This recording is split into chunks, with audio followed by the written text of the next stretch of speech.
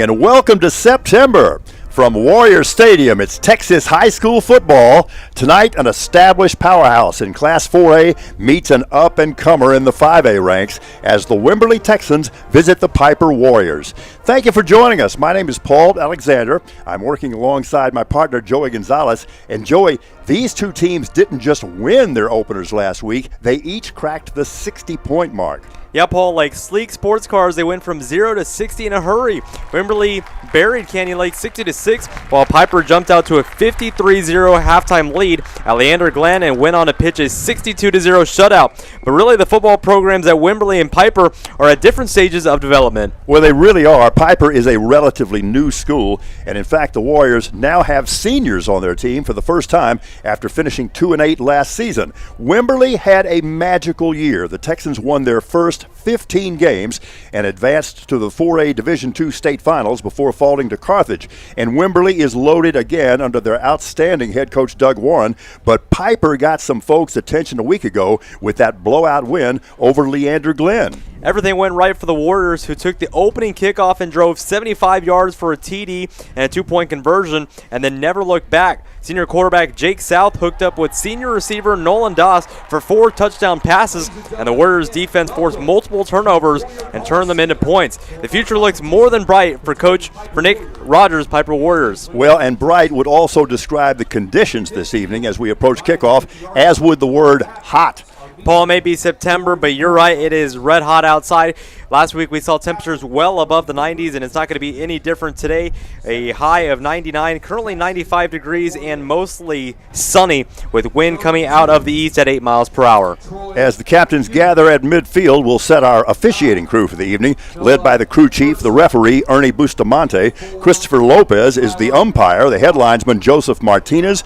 David McManus serves as the line judge. The side judge is Joseph Lopez. Charles Salinas is the field judge, and our back judge this evening is Ethan Risley. Captains for the Warriors tonight, the two Jakes, the two quarterbacks, Jake South, number 8, and number 7, Jake Strachan, along with defensive lineman David Huntsman and outstanding linebacker Landon Ashpaw. This is the second meeting between these two schools. Last year at Wimberley, the Texans won 35-0, but vastly different personnel on both teams this year. And Joey, this is exciting because this is the home opener, and this is one beautiful school.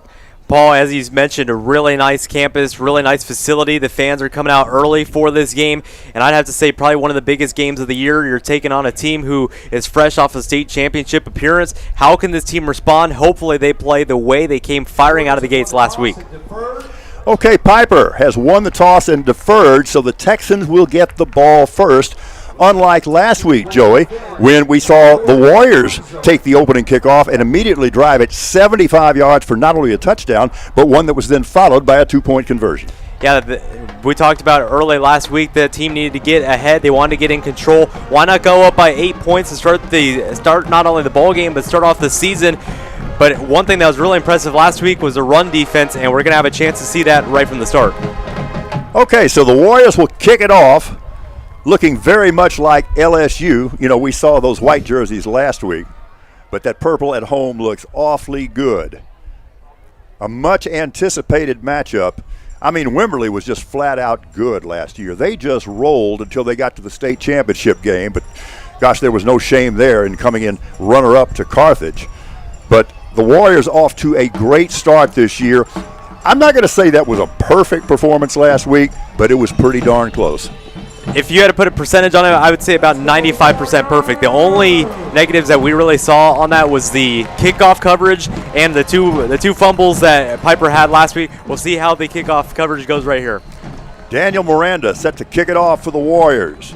There are 3 return men deep. There's the whistle. And with that, we are playing the great game.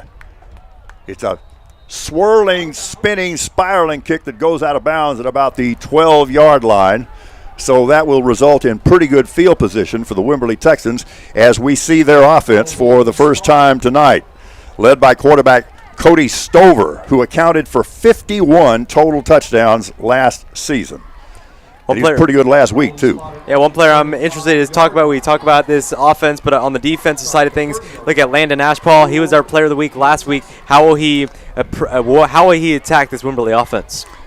Okay, so the Texans start the drive from their 30-yard line, moving left to right, ball on the left hash mark. That's the far hash mark. We mentioned the quarterback Stover. He's a junior, so he took his team to the state championship game last year as a sophomore. The Texans will run from both a one-back shotgun and a two-back shotgun.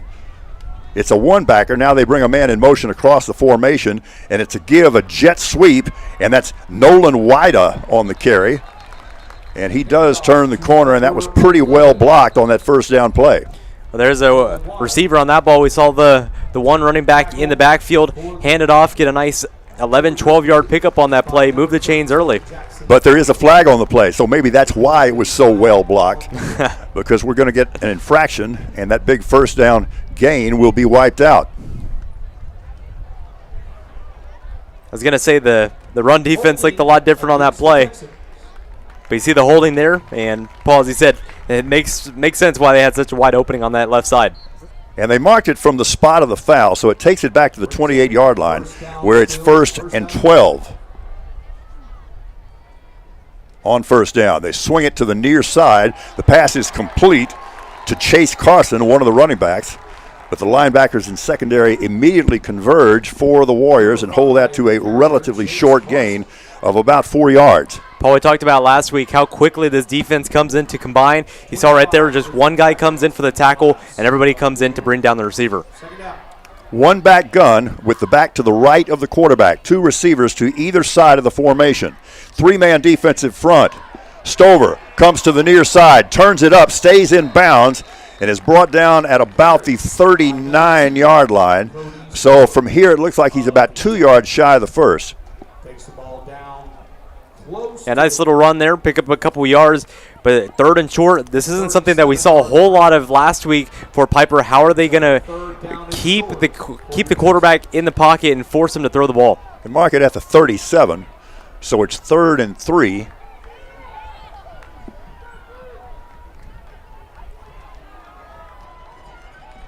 Got a couple of tight ends in the ball game for the Texans. Bootleg back to the far side. Throw is over the middle and incomplete as the intended receiver is overthrown. That was intended for Noah Birdsong, who's a wide receiver, but he's also a big guy, so they move him into the tight end position from time to time. So the Texans get a stop here, or rather the Warrior defense gets a stop on the Texans, and we'll see the Warrior offense for the first time, and they should get decent field position out of this.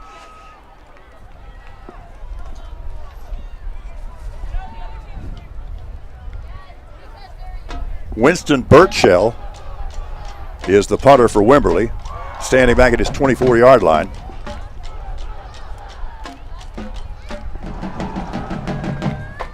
Nolan Doss is the return man. It's a short punt that goes out of bounds. The referee will just keep walking, and indeed, the Warriors will get excellent field position out of this because they say it went out of bounds in Texan territory at the 49-yard line. That's a punt of only 12 yards. Paul, it's important to mention last week at Leander Glenn, this was a Pieper offense who continued to get the ball at their own 35 past that. I mean, there was only one drive where they were inside their own 10-yard line. This is a team who's worked it with really great field positioning the first 2 weeks. Warriors scored 62 points a week ago and generated 379 yards in total offense, 289 of that via the airwaves. Bad snap out of the empty set, and the quarterback, Jake South, is just going to have to fall on the ball to avert disaster. But that's not the way you want to start. I'd say that's kind of the first mental error that we've seen from this Pieper team. It looked like Jake South was just looking towards the sideline and wasn't ready for the play, and the ball just got snapped and got past him. All the way back to the Warrior 32-yard line. Again from the empty set. Texans showing blitz. Let's see if they come, and they do. Here it is. South throws. Slant pass just a little bit behind the intended receiver, Nathan Martinez. That's incomplete, and it's 3rd and long. Paul, we've had a chance to see Jake South up close, and despite the blitz coming, he still looks very confident in the pocket, takes his time, throws the ball. Lots of heavy pressure, but still a great job being able to sling it out of the pocket quickly. Okay, so Jake Strachan is the middle of the trips receivers to the far side. And again, the Texan defense crowding the line of scrimmage. South has protection, sets his feet, now comes to the near side. Across the 40 and pushed out of bounds at the 44-yard line, but still way, way short of first down yardage. So each offense has been stopped on their initial possession. Well, despite that fourth down, it was still a really nice run from Jake South. We talk about how good he is in the pocket, his presence there, but if he has to run, he shows that he's got the legs and he can pick up large yardages. Understanding with his heels on the 30-yard line. And that's Strachan on the punt. It's a pretty good punt. And a fair catch is called for and made back at the 17-yard line. Pieper didn't punt the ball very, very much last week, but that was a really solid punt there. Puts Wimberley far back in their own territory. In fact, further back than where their initial drive started. So each of these teams coming in with a record of 1-0. They each scored 60 or 60-plus points a week ago. Just quick math right there. Both of these teams are combined outscoring their opponents 120-0. Warriors in their 3-3-5 defensive alignment that's very versatile and adaptable. One back gun, and the give off right guard is to Chase Carson. He's one of two outstanding running backs for Wimberley, Chase Carson and Colton Schmidt, each of whom went over 100 yards rushing in that big win over Canyon Lake a week ago tonight. Lander Glenn was a team who could run the ball really well. Wimberley's going to prove to be another one of those teams. So in the first 2 weeks of the season, Coach Rogers' defense is going to show how good this defense really is. Gain of 1, it's 2nd and 9. They bring motion across the formation right to left. Stover looks, now under heavy pressure. Did his knee hit? No, they say the play is still alive. Now he gets hit from behind. He completes the pass to Chase Carson. And Joey, in watching a lot of tape of the Wimberley offense this week, the one thing you'll notice about Stover is he is one tough dude. He is highly competitive. He had 2 chances to get sacked there and got away from both of them and completed the pass. Shows he's a strong guy right there. Had a chance to be taken down, still finds a way to extend the play and find his receiver for a first down. At the 29-yard line. Counter play. And the give is to Carson once again. And they get more than worthwhile yardage on first down, as that's a gain of about 6. Nice blocking there by the Wimberley offensive line. Allows Carson to get through the hole and now makes it a very manageable second down. All right, so we've got a slot to the far side and twin receivers to the near side. Zone read give. Actually, he keeps it, and the quarterback Stover just gets stoned, and he's going to lose yardage on that play. We said it a moment ago, Cody Stover, a real big, strong guy right there, decides to take it himself. And Paul, as you mentioned, as soon as he went forward, that line completely shut him down. Line of scrimmage, the 35, so it's 3rd and 5 with the clock running and 8:03 remaining in this opening period. Trips receivers to the near side. Ball on the far hash mark. One back gun. Single receiver singled up in man coverage to the far side. They throw the slant over the middle. They get it in to a completion to Kyler Lai, the senior receiver. And, man, he didn't have a lot of room to fit that one in. Put it right in the window and just enough yardage to pick up that first down. Great job by Wimberley finding ways to convert on 2 first downs in this drive. And on first down with the ball squarely at the Texans' 40-yard line, Wimberley goes with the 2-back gun, employing both Carson and Schmidt. It's that lead play off left guard, and that is Carson on the carry.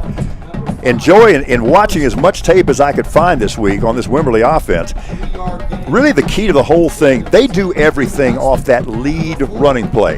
And in many cases, they try to get 2 lead blockers in front of it, and they're very creative with it, and then they have a lot of variations off it.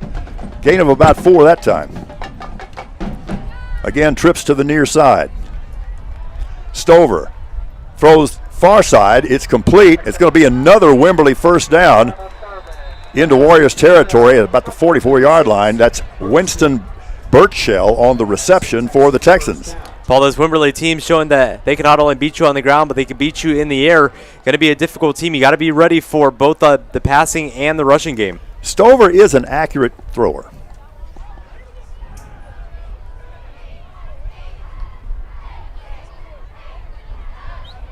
Give right up the middle to Carson. And he gets little, if anything. David Huntsman. Carson really had nowhere to go on that play. As soon as he got to the line of scrimmage, he was lit up and quickly went down to the turf. Gain of about a half yard.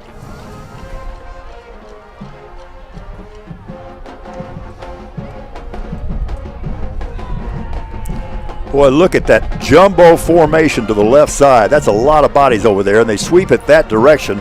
Nice defensive play made on the ball carrier. That's Nolan Wida, the junior. They're very high on that guy, 6'2", 180.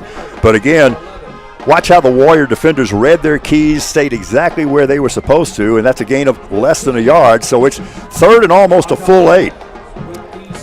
A pretty long third down here, and the rushing defense showing pretty good so far here in this first quarter from Pieper. This is the 10th play of this drive. Stover throws near side, gets it in between two defenders. That's Noah Birdsong on the reception. And that is another Texan first down. Most impressive. Yeah, the Texans can move the ball through the air. We already mentioned that in this ball game. Stover rolls out to his right side, finds a man. Paul, once again, another very tight window, but Stover perfectly places it in there. This Texan drive started back at the Wimberley 17-yard line. They've taken it to the Warriors 30, now with just under 5 minutes left in the first quarter. Stover bides his time and dumps it off. Once again, it's to Birdsong. And we're seeing some different sets, Joey, from this Texan offense than they showed last week against Canyon Lake. They were a lot more spread last week. This time they're going with tight ends. They're going with two tight ends. They're really trying to get an overload to one side or the other, and so far they've been pretty successful with it. We'll see how this Warrior defense adjusts as the night goes on. Yeah, just on that, just trying to use those big bodies to their advantage, trying to create some time for Stover and create some separations for either those running backs and the receivers. So Wimberley takes its first timeout. They had checked a new running back into the game, Owen O'Neill. We'll see if he stays in the game. So this is all cat and mouse. This is all about adjustments. You know, I really think this Warrior defensive staff is going to get this straightened out. But right now, the Texan offense has really been calling the tune. They really have kind of had this defense back on their heels just a little bit.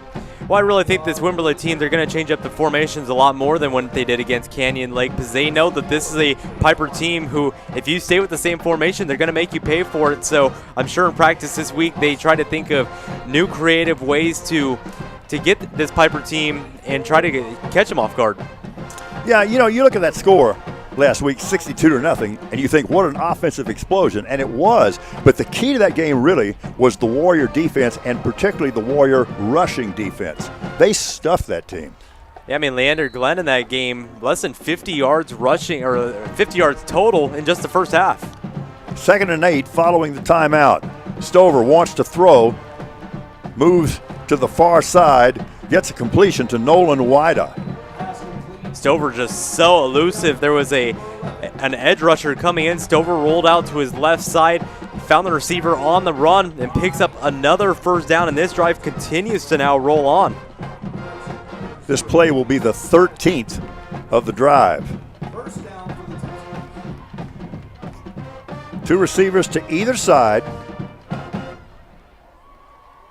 Stover throws it into the end zone. Corner route.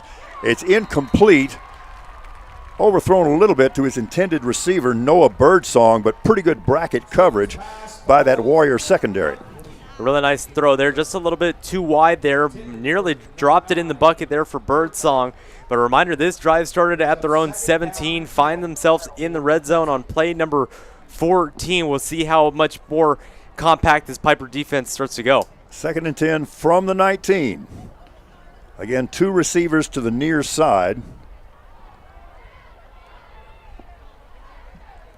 The widest one is Nolan Wida. Wida goes in motion now. And he'll set up on the other side. Stover, hook route, complete. Receiver makes one man miss. Gets brought down about the 15-yard line. That was Parker Doss on the catch for the Texans. Well, Paul, there it was once again. We talk about how this team does collective team tackling. It's not just one guy. The completion's made, and quickly everybody swarms in. Now makes it 3rd and medium. We'll see what the quarterback, Cody Stover, does with the offense right here.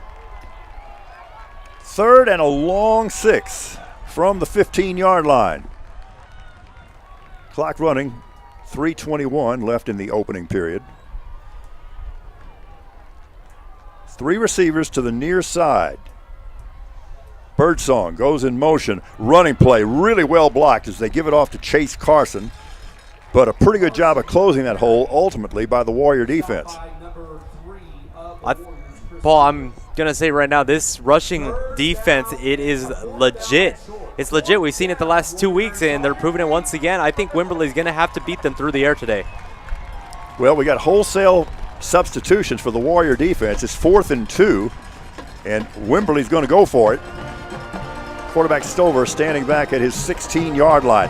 Okay, this is that lead play that they run so well. Look at this unusual formation. They'll get a lot of people in front of the ball carrier, but the ball ends up on the ground. Stover stays alive for the moment, still alive, somehow gets a pass off and gets a completion and gets a first down. It appears it's really close. That's Noah Birdsong. And if that stands, and if they get this first down, that's a remarkable play, although let's see what the call is. It might be a little bit short. It looks like they may be a little bit short. So they stop them. The Texans drive it 15 plays. They took the ball from their 17-yard line, but they end up with nothing as the Warrior defense stiffens on one of the more, well, at least exciting plays you'll ever see. Paul, despite that not being a first down for Wimberley, I mean, you got to give credit to Cody Stover. He almost went down 4 times on that play, found a way to stay up, and throws a perfect pass. What was that, probably 25 yards with how far back he went? That's about right. But it is short, and it is the Warriors football from their 10-yard line. 3-man defensive front for Wimberley. Man in motion across the formation to the near side for the Warriors. Oh, wow. Under heavy pressure, Jake South is brought down inside his 2-yard line, and that's the guy that when you watch this Texan defense on tape, the guy that jumps out at you is their outside linebacker, number 14, Reed Lineweber, and he made a big play there as that sack is recorded back inside the 3-yard line. So it's now 2nd and 17. And South is standing in his end zone. 3-man pressure. South has time, throws it over the middle. It is incomplete. It was intended there for Nathan Martinez, who wanted a flag but didn't get one. So it's 3rd and long.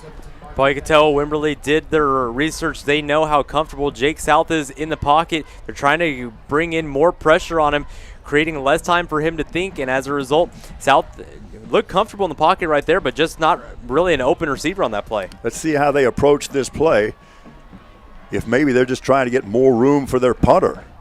They need to reach the 21-yard line for a first down. South is going to be hit in the end zone, and this is going to result in a safety as he takes the sack about 5 yards deep in his end zone. And that's kind of what I was concerned about, is what that play call was going to be and how long Jake South was going to hold the football. But that results in a safety, and it will be credited to senior outside linebacker Drew Brasher, who had an interception last week. All right, so we're going to take a quick break with Wimberley leading 2-0, 1:22 remaining in the first period here on the Warrior Sports Network.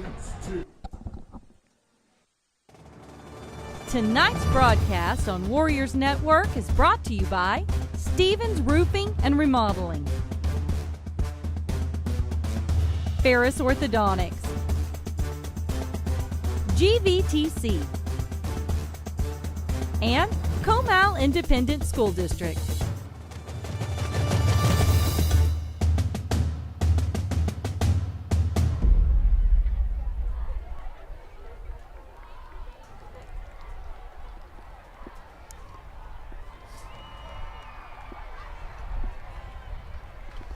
Back at Warrior Stadium, and after recording that safety, of course, the Wimberley Texan offense is going to get the ball. This is Daniel Miranda set to kick it off for the Warriors, who trailed 2-0 following that end zone sack for a safety.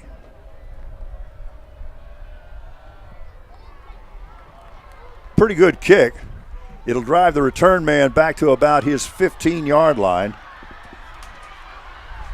And on the return, on the far sideline, is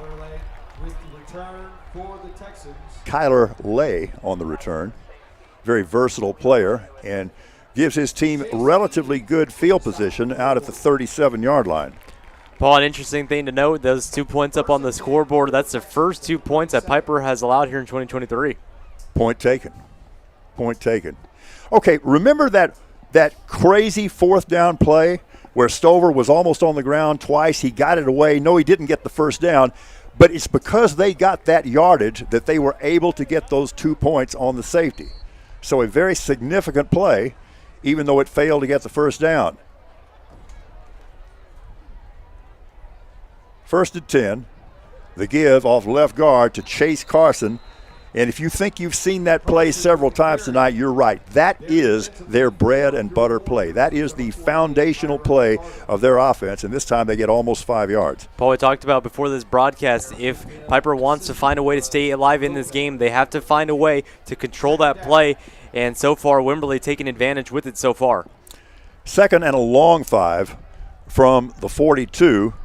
Play fake left. They throw it back to the right side. It is complete to Noah Birdsong.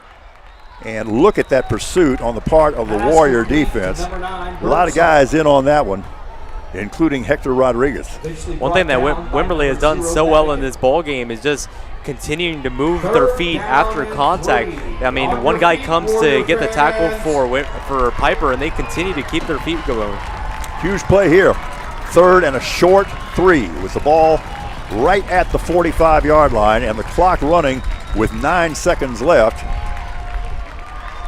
They may not bother. They may be content to let this expire and take their chances after they change ends for the second quarter. So with that, we'll take a little break as well, with Wimberley leading Pieper by a score of 2-0. Back with quarter number 2 in just a moment here on the Warrior Sports Network.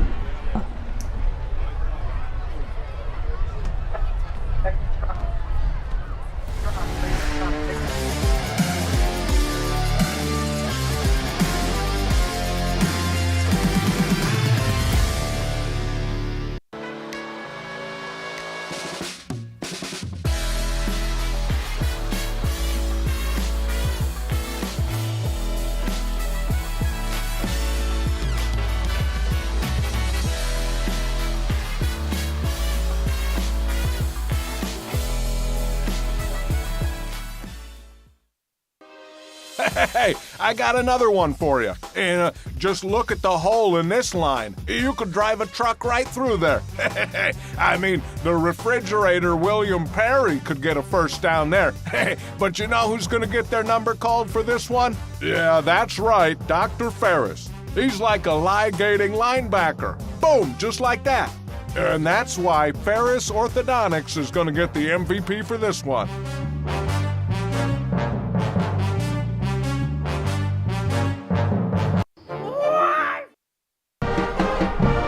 Back at Warrior Stadium on this key third down play. And Stover, the quarterback, pulls it down after he puts his head down and gets the first down just into Warrior territory at the 49 before he's brought down by Alino Spina. Cody Stover continuing to be that crucial player on this offensive side of things. Moves the chains once again just by moving his feet and getting past the first down marker. They'll mark it at the Warrior 47. Wimberley with the ball, already leading 2-0 after recording a safety on a sack. Stover under pressure, throws it back across his body to a wide open receiver. That's Noah Birdsong, still on his feet, inside the 20 and down at about the 15-yard line. And it may have been a coverage bust there because he was really open. There is a flag on the play, though. First down. We'll check the flag, and it's back in the backfield where you might anticipate possibly offensive holding or not. No, he's going to pick it up and move forward.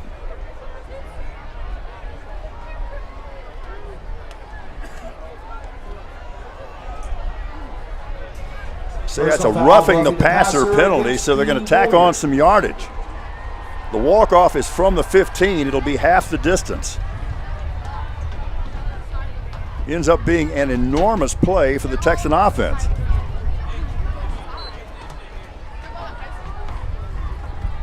First and goal for the Texans. From the 7-yard line.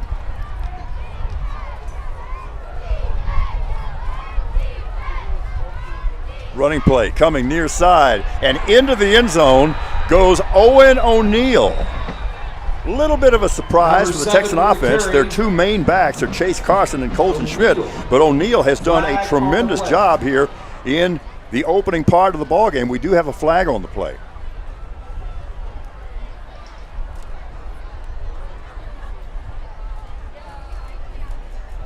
But we also have apparently a touchdown on the play because they're putting the ball down Result of the at the play 3-yard is line. a touchdown. We have a personal foul, face mask against the Warriors. Okay, so face mask penalty against the Warriors declined. It's a touchdown, so for the moment, it's an 8-0 game. Well, Paul, I think the reason they went with O'Neal on that play, you're so used to seeing those two running backs. You throw in O'Neal, Pieper defense not ready for O'Neal to run the ball, and he goes right up the middle and scores a touchdown with it. Yeah, this Texan offense has really come out with some new wrinkles this week as opposed to what we saw in their opener a week ago tonight. And leading 8-0 already, that's kind of licensed to go for two. Two-back gun here. Stover throws to the goal line. It's complete, and the two-point play is successful. Is good. Dover just throws the ball so well. Such a small little window on that two-point play. Throws it perfectly right into the receiver's hands and just dives into the end zone for the 2 points. Wow, and that ball was thrown right on time. So Wimberley getting the jump here now with 11:18 remaining before halftime. We'll take a break here on the Warrior Sports Network.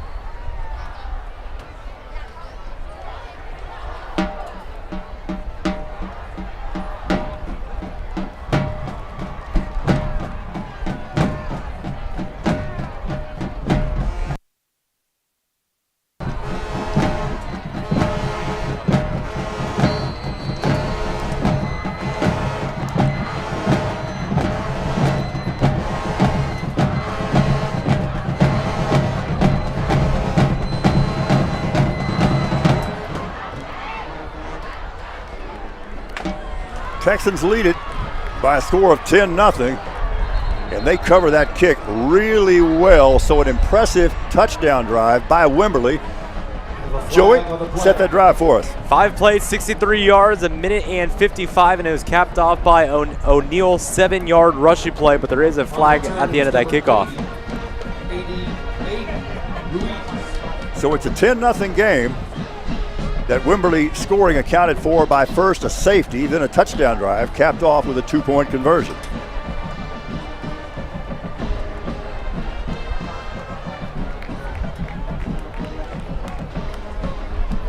Penalty is against the Texans. Personal foul against the Texans. You saw the signal by the referee, Ernie Bustamante, our crew chief tonight. Okay, time for this Pieper Warrior offense to respond as they trail 10-0.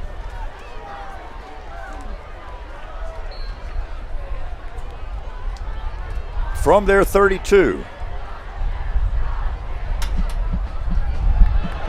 That's officially a forward pass. They pitched it forward, and that's a good run by Brady Hopper, who showed some real toughness in that big victory last week against Leander Glenn, and that's the way you start a drive. Yeah, Brady Hopper was a player that was impressive last week, and I mean, Wimberley, we've seen them change things up, but why not Pieper throwing something that we haven't seen in this ball game? Toss it off to Hopper, picks up the first down. At the 45-yard line, blitz coming. South pulls it down, scrambles up the middle, and then slides feet first. Good heady play there, and it winds up with a pretty good gain. Wimberley's not going to let Jake South be comfortable in this ball game, so he's got to be ready to use his feet and pick up the yardage. He does it right there. Nice little 4-yard pickup, and it's going to be 2nd and 6. Ball on the far hash. 3 receivers to the near side. They fake the shovel pass this time, and South pulls it down and keeps it. Now turns on the Jets. He's a big guy, and he also has more speed than maybe you know. Got a big, long stride down to the 25-yard line, finally brought down by strong safety, Zach Patek. What a run there by Jake South. I just mentioned he needs to be ready to use his feet. A nice little fake handoff to Hopper, and a beautiful run there. Puts him at the 25. Twin receivers to either side. South takes the shotgun snap. They pick up the rush. The pass is into the end zone. Wide open, touchdown! That's that man, Brady Hopper. And a perfectly executed play. And we've talked about this before, Joey, particularly down at that area of the field. The route combinations that are used by this Warrior offense are so creative. Sometimes they shake a guy just wide open, and that was the case there by Brady Hopper as he comes out of the backfield. Well, we saw Nolan Doss do it last week, and there's Brady Hopper doing it for the first time today. Wide open, not a guy within 10 yards of him, and he's just going to cakewalk into the end zone with the ball right above his shoulders. They'll go for 2 out of the empty set. With motion, it's 4 receivers to the near side. They throw it back to the far side, and it's incomplete. That was intended for Hopper as well. So some creativity there, but it did not result in the 2-point conversion. But here's what it did do. It sent a message to Wimberley that the Warriors are back in this ball game, because that was a very assertive, together offensive drive. Last year at the end of the first half, this Pieper team trailed 28-0 at halftime. This is a completely different game than it was a year ago, keeping themselves in the game. And now it's time for the defense to step up and respond to Wimberley. And we'll keep it right here, and we hope you'll stay with us for the Ferris Orthodontics halftime show. And we'll feature the performance by the Band of Warriors here at Pieper High School. Okay, I'm a band guy and a band fan, and that was the first time I had heard the Band of Warriors last week in Leander. Joey, that's a good band. It's a really good band, so make sure you stick around for it. It's going to be a really good performance. Love the power that band brought, and especially with a beautiful stadium like this, I'm sure it's going to echo perfectly here inside Warrior Stadium. All right, Warrior fans on your feet. So 29 yards on the completion to Hopper for the score. 2-point attempt, no good. And we've got a 10-6 game with just over 10 minutes remaining before halftime. Short kick, and they're going to fair catch it there at about the 34-yard line. Fair caught by number All 8. 4 plays, 68 yards in 1 minute and 8 seconds. As you mentioned, capped off to Brady Hopper. And this is what this Pieper team thrives off of, getting down the field quickly. And most likely that's what we're going to see in the second half from Pieper. Key defensive drive and possession right now for this Warrior defense, because at times they've seemed a little off balance with some of the things that this Texan offense is doing, so they need to retake control of the line of scrimmage, and right now would be a really good time. But they did cut the deficit to 4. 1st and 10 from the 34-yard line. 3-man defensive front. Running play. That's Keon McAtee on the carry. There's a ball on the ground. Did they turn it over? There is. And this opportunistic Warrior defense. They turned it over 5 times last week, and they get a big turnover here. Paul, remember there were 3 scoop and scores last week. As you mentioned, those turnovers continue to be a problem for Leander Glenn.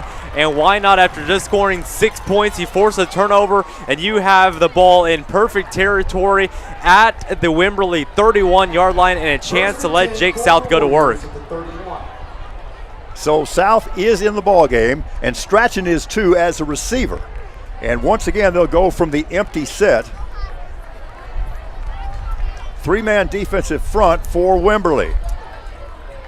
Here's the snap. They give it off on the jet sweep. Pitch to number 1. John Hamilton in the ball game at running back. Gains about 5 yards on the play, maybe 4. Second down for your Warriors. Gain of officially 4, this time from the pistol formation. 2 receivers to the near side. This could be a gadget play. They're going to throw it back to the quarterback, or at least they wanted to. That's Strachan, and he'll wisely throw it away. And I will tell you that every week, Coach Nick Rogers has some gadget plays polished up. I saw that one at practice. Obviously, I was going to keep it under my hat, but they were going to throw it back to the quarterback, but Wimberley had that covered. Well, we're talking about a gadget play, but we forget that there's 2 quarterbacks that can sling the ball really well. Strachan has it right there. Unfortunately, just too much pressure, but I can imagine that being an effective play down the road. Big third down here. From the 27, South sets a screen back to the far side, and that is diagnosed immediately. That was Strachan on the reception, but watch this Wimberley Texan defender just come flying up to make the play. That was beautifully diagnosed. Brought down at the line of scrimmage.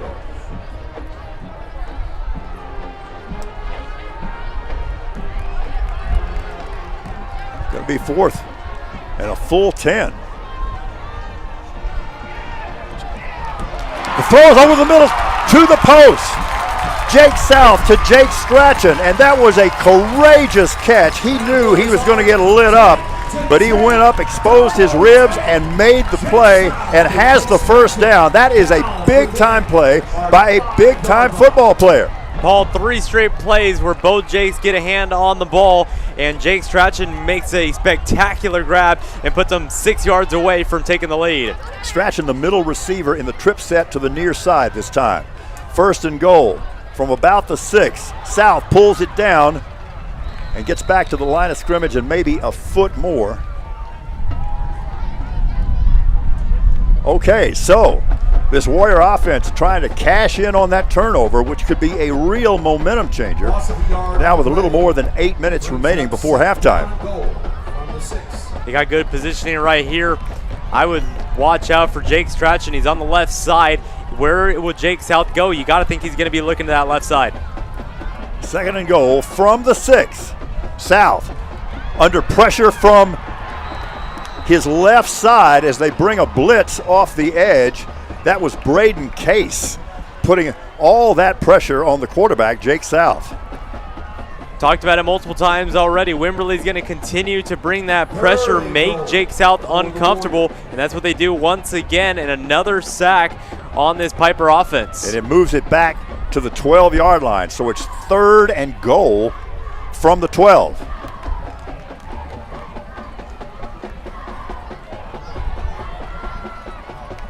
Strachan comes to the near side to complete a trips set. Running back to the right of the quarterback, Jake South. Here's the snap. South pretty well protected for the moment, but now he's going to get brought down rudely again back at the 13-yard line. This time it's their superb defensive end, the senior for the Wimberley Texans, Troy Hughley. We're going to bring out the field goal unit here, but Paul, you got to credit the defense, because without that they wouldn't be in this position right here. And if the ball is to go through the uprights, you're just down by 1 with 6:50 to go. You got to really like the way this first half has gone for Pieper. The ball will be set down at the 20-yard line, making this a 30-yard field goal attempt.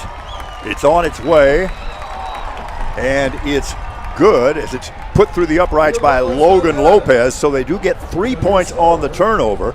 And with that, it's now a 1-point ball game with Wimberley leading Pieper by a score of 10-9. We'll be back in just a moment right here on the Warriors Sports Network.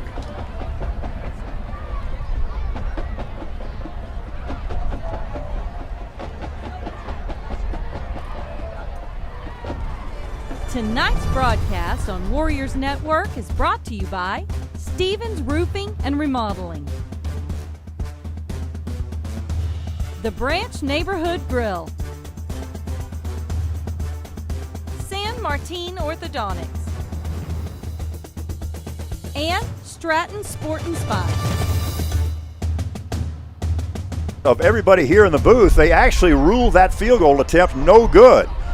It looked good from here. And by the way, I'm not in any way casting aspersions on the officials. They have the angle, but it looked like that was put through the uprights. It wasn't. So it remains a 4-point game at 10-6. Clock moving with 6:21 remaining before halftime. That's a disappointment.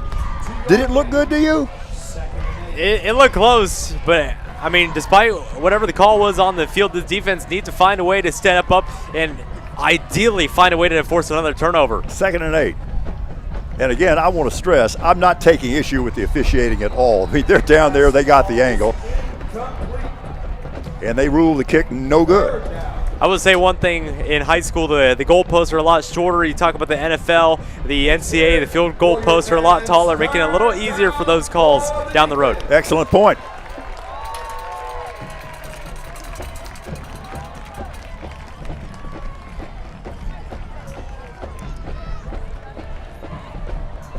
All right, so it's 3rd and 8 for the Texans, who lead it 10-6.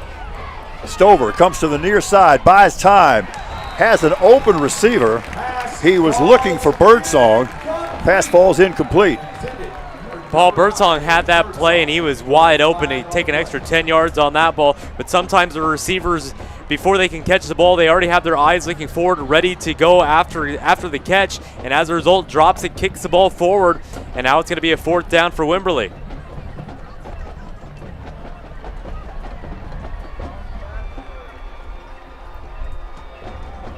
We do have a flag on the play, and it's a walk-off against the Warriors. Oh, and this is costly, as the referee, Ernie Bustamante, just keeps marching and finally places the ball down at the 37-yard line, and that's a 1st down. So they kind of let him off the hook there. Low snap, Stover handles it, comes to the far side, now throws a hook route back over the middle, and it's complete to Kyler Lai. Paul, that was a really crucial penalty. That would have been the first 3 out of the ball game, forced by the Pieper defense. And then you think about the missed field goal. I mean, 2 really big opportunities to not only score but get the ball back. And now it's 2nd down with a quarterback at Cody Stover, who has just marched the ball down the field. Yeah, you can draw a circle around that mistake on the personal foul. Running play coming far side, and getting into the secondary is Chase Carson, the senior running back, who had 117 yards rushing last week in that big win over Canyon Lake. That carry sets up a 3rd and short 2 with the nose of the ball right at the Wimberley 45-yard line.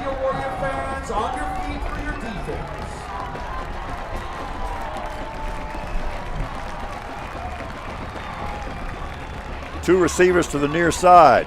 Stover keeps it on a quarterback lead play, keeps fighting.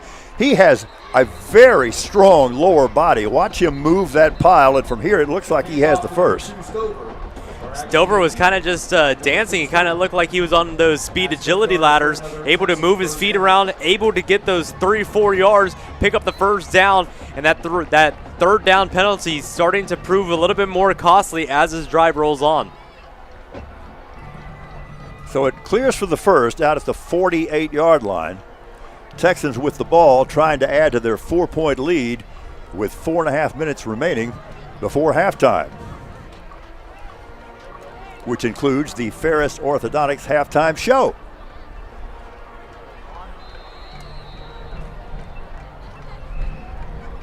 Another timeout taken by Wimberley, and we'll keep it right here. So in the last few minutes of real time, as they would say, the Warriors have had opportunities to put real pressure on the Texans here, and in both cases they just kind of let them off the hook. But this is now a very competitive football game. I do think that the Warrior defense has some things figured out that maybe had them back on their heels as the ball game began.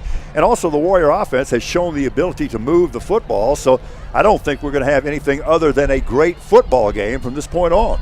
It's all about consistency right now. I mean, you talk about at the beginning of the game, there's been some key points, but there's also been some of those flaws. So Pieper just needs to find a way to put the game plan all together. You got to eliminate the penalties, which we didn't really see a whole lot against Leander Glenn. No, for a 62-0 game, that was relatively clean when it comes to penalties. There weren't a lot of them. Yeah, so just really picking that up, and then the offensive line for Pieper needs to find a way to hold off the Wimberley rush to buy some more time for Jake South. 1st and 10 from the Texan 48. Stover moves to the far side, pulls the trigger, streak route down the right sideline intended for Nolan Wida, and the pass falls incomplete. Nice coverage by that Warrior secondary. The Texan QB really stepped into that ball, but Paul, as you just mentioned, great job by the secondary for Warrior to kind of combining together and making it a real difficult ball for a ball that was already a high throw from Stover. 2nd and 10 following the incompletion with the clock stopped, 4:06 remaining in the first half. Running play, lead play to Chase Carson. And look at the inventive ways that they get lead blockers in front of that ball carrier, and they're finding a seam almost every time. Yeah, and Chase Carson capitalizes on it. I mean, every time we've seen that lead play, Paul, probably about a 5-yard pickup on all those rushes. It was a gain of 4, so it's 3rd and 6 with the ball now in Warrior territory at the 48. Stover to the near side, now finds a seam, pulls it down, hits the accelerator, has the first down, tries to hurdle a man, and has a first down at the 30-yard line. This guy does not lack for guts. Well, Cody Stover, we've talked about in this ball game, he's a strong guy, but he is an agile guy too. Leaps up into the air and goes over to the defender. And Cody Stover, I mean, he's been the man of the hour since this game started. First down at the 30-yard line. They swing it out to the near side, and it's complete to Parker Doss. Number 8, Doss. Defensively for your Warriors. This Texan drive started back at the 20-yard line following the missed field goal. Gain of about 5 there, 2nd and 5. Clock running just under 3 minutes. They swing it far side, wide receiver screen. Gets a block. That's Birdsong on the reception. Watch him pick his way inside the 20 down to about the 18-yard line. That's back-to-back plays where Wimberley using that screen pass, one to the left, once to the right. And, I mean, on those screen passes, there's only one receiver blocking, but they're able to pick up more than 5 yards on those passes. Birdsong. That's enough yards for a Texan first down.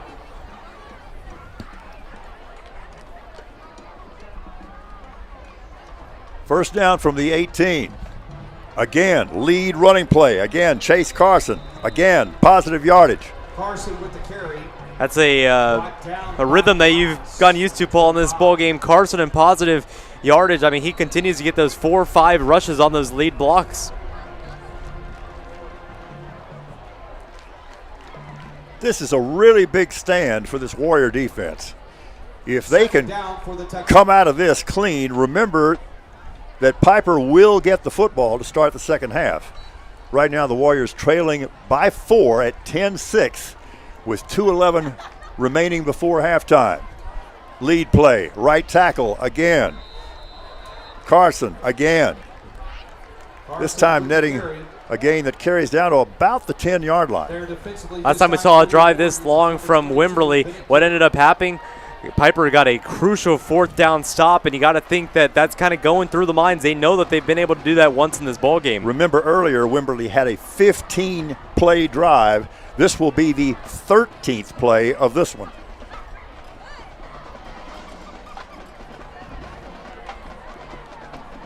3rd and about 3. Running play. And again, watch the push. Watch the takeoff by the Texan offensive line. Carson again on the carry. Wimberley's going to keep on feeding the ball to Carson until Pieper can find a way to shut him down. But, I mean, Carson has moved this ball so well in this drive, and I would think that they give the ball to him one more time and try to punch it in and get up to 16 on the board. Goal-to-go situation. Stover comes to the far side, motioning to a receiver. Now he pulls it down, and wisely so. We've seen that strength before as he gets it into the end zone.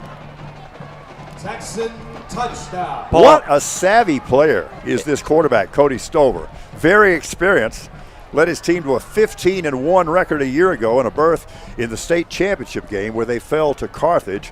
But you can see why they're so high on this guy. He's not only skillful, but he's really, really heady. He understands that offense, and he is physically tough. That was an 80-yard touchdown drive. He's listed 5'10", 185, and he uses all 185 pounds of muscle to get into the end zone, as he's done all game long. PAT is on its way, and you bet I'm going to wait for them to put their hands up this time. The PAT is good, and with that, the Texans extend their lead to 11 at 17-6. 1:05 left in the half. Back in a moment, right here on the Warriors Sports Network. And the Texans 17.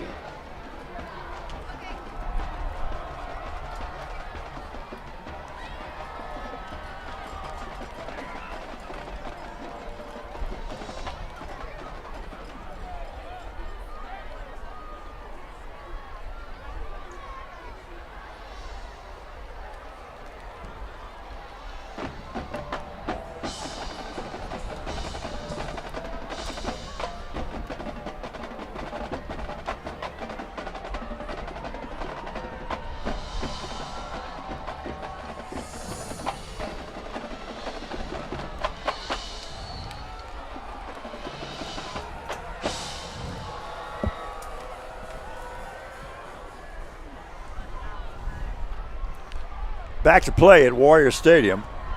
Here's the kickoff. That ball's on the ground. Oh, let's hope that the Warriors found a way to keep possession there, because that could be disaster.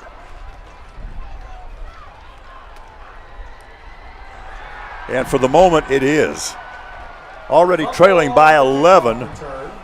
The Warriors put the kickoff on the ground, and it is recovered by Colton Schmidt, who puts the Texans in excellent field position to add to their 11-point lead here with under a minute remaining in the first half. Yeah, 58 ticks to go, and you cannot afford that. Let's take a look at the scoring drive. 14 plays, 80 yards, took 5 minutes and 32 seconds off the clock, and Stover ended up pushing it in himself for a 4-yard rush, with the score now 17-6 in favor of the Texans. To say this is a big drive would be an understatement. They better come up with a stop. The running back is Owen O'Neill.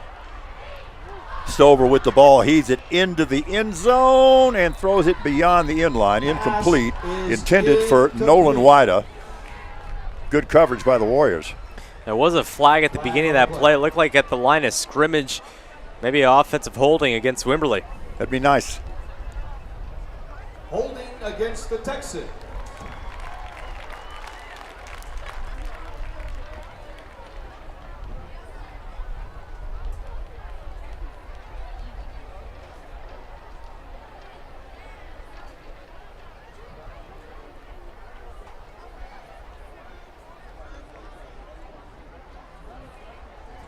So, yeah, things being what they are, of course you accept this penalty because field position is so important right now.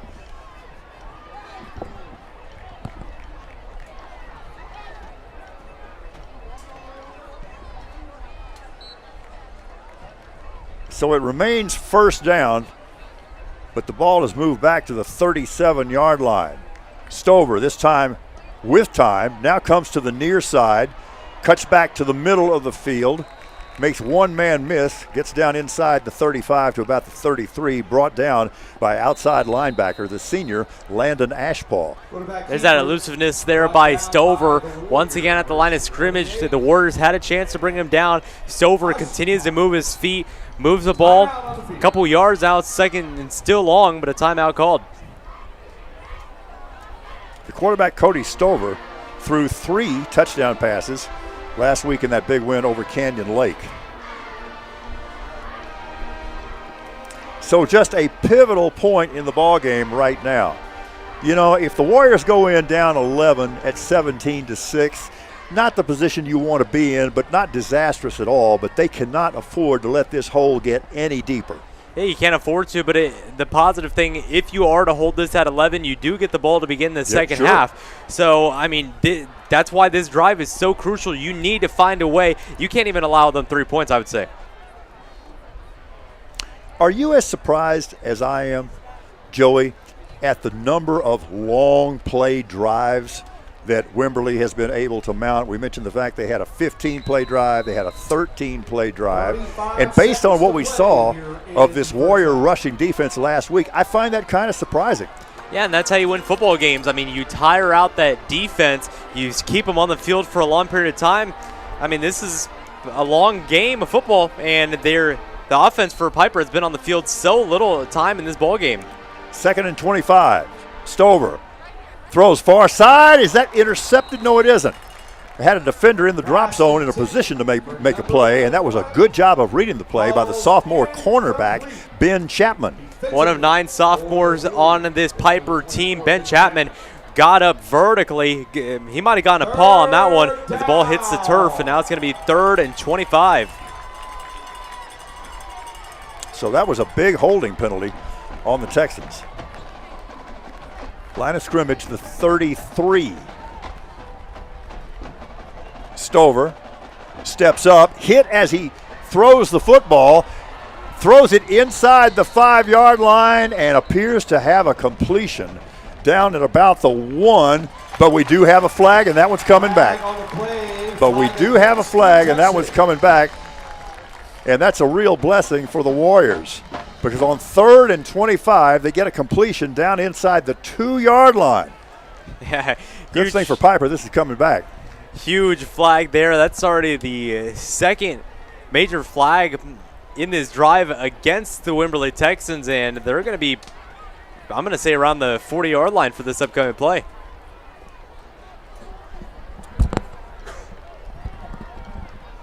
Personal foul against the Texans. Well, that is indeed a blessing.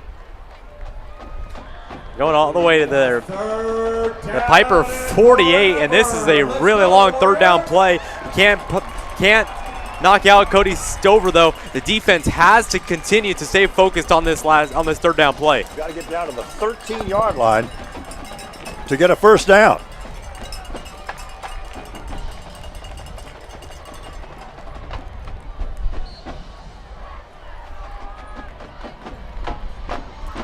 Three-man defense at front, and they bring no additional pressure.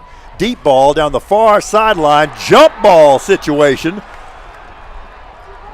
Wida, the intended receiver, did he bring it down?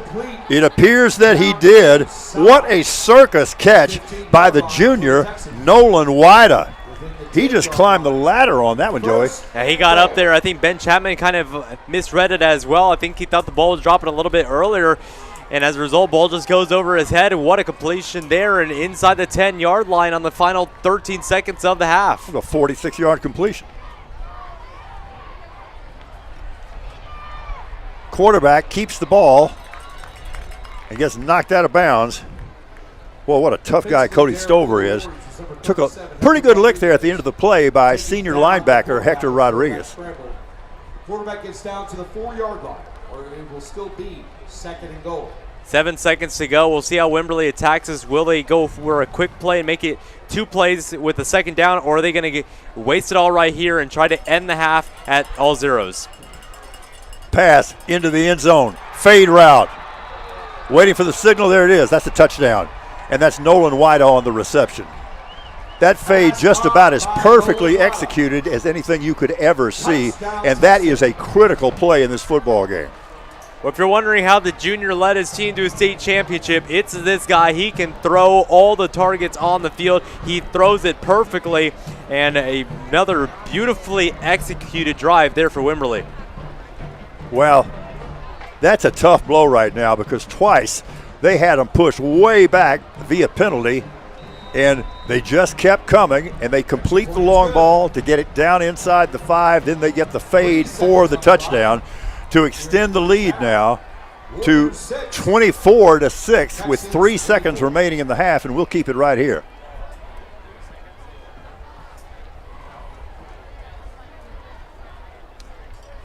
Not the most ideal way to end that half. I mean, there's things you're going to have to make adjustments to, but I will say on the positive note, this Pieper team has done a really good job hanging in there with a team who finished second in the state of Texas in Class 4A. Warriors find themselves down by 18 right now at 24-6.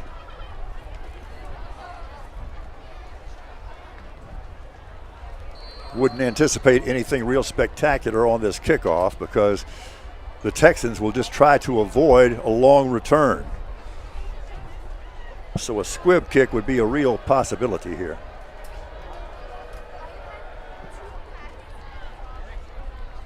Now they kick away, and a fair catch is made, which you can do these days. So that'll bring it out to the 25-yard line. Well, real quick, 5 plays, 22 yards, 53 seconds was the amount of time it took for the Texans to get in the end zone, and it ended with a 4-yard touchdown pass to the receiver, Wida, and that's how the score is 24-6 with 3 seconds to go on the clock in half number 1. This will be the final play of the first half, and the Warriors will get a chance to regroup and plan what they're going to do when they get the football to start the second half. There's a snap. They kneel it out. We played 24 minutes here at Warrior Stadium, and after 2 quarters of play, our score, Wimberley 24, Pieper 6. Back in just a moment with the Ferris Orthodontics halftime show.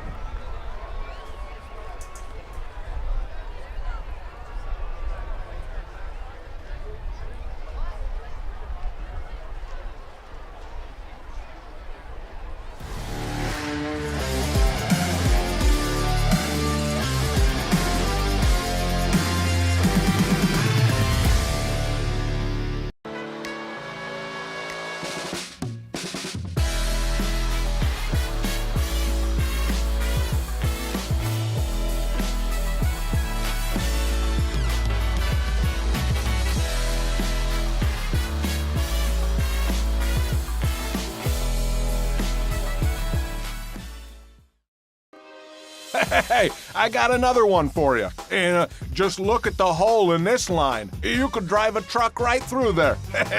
I mean, the refrigerator William Perry could get a first down there. But you know who's going to get their number called for this one? Yeah, that's right, Dr. Ferris. He's like a ligating linebacker. Boom, just like that. And that's why Ferris Orthodontics is going to get the MVP for this one.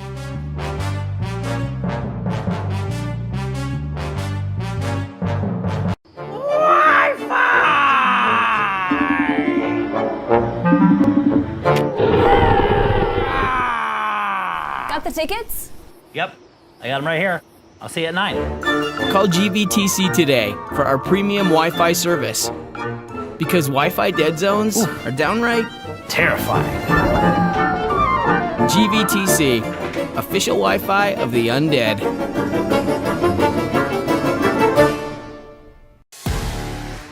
Tonight's broadcast on Warriors Network is brought to you by Stevens Roofing and Remodeling, Ferris Orthodontics, GVTC, and Comal Independent School District.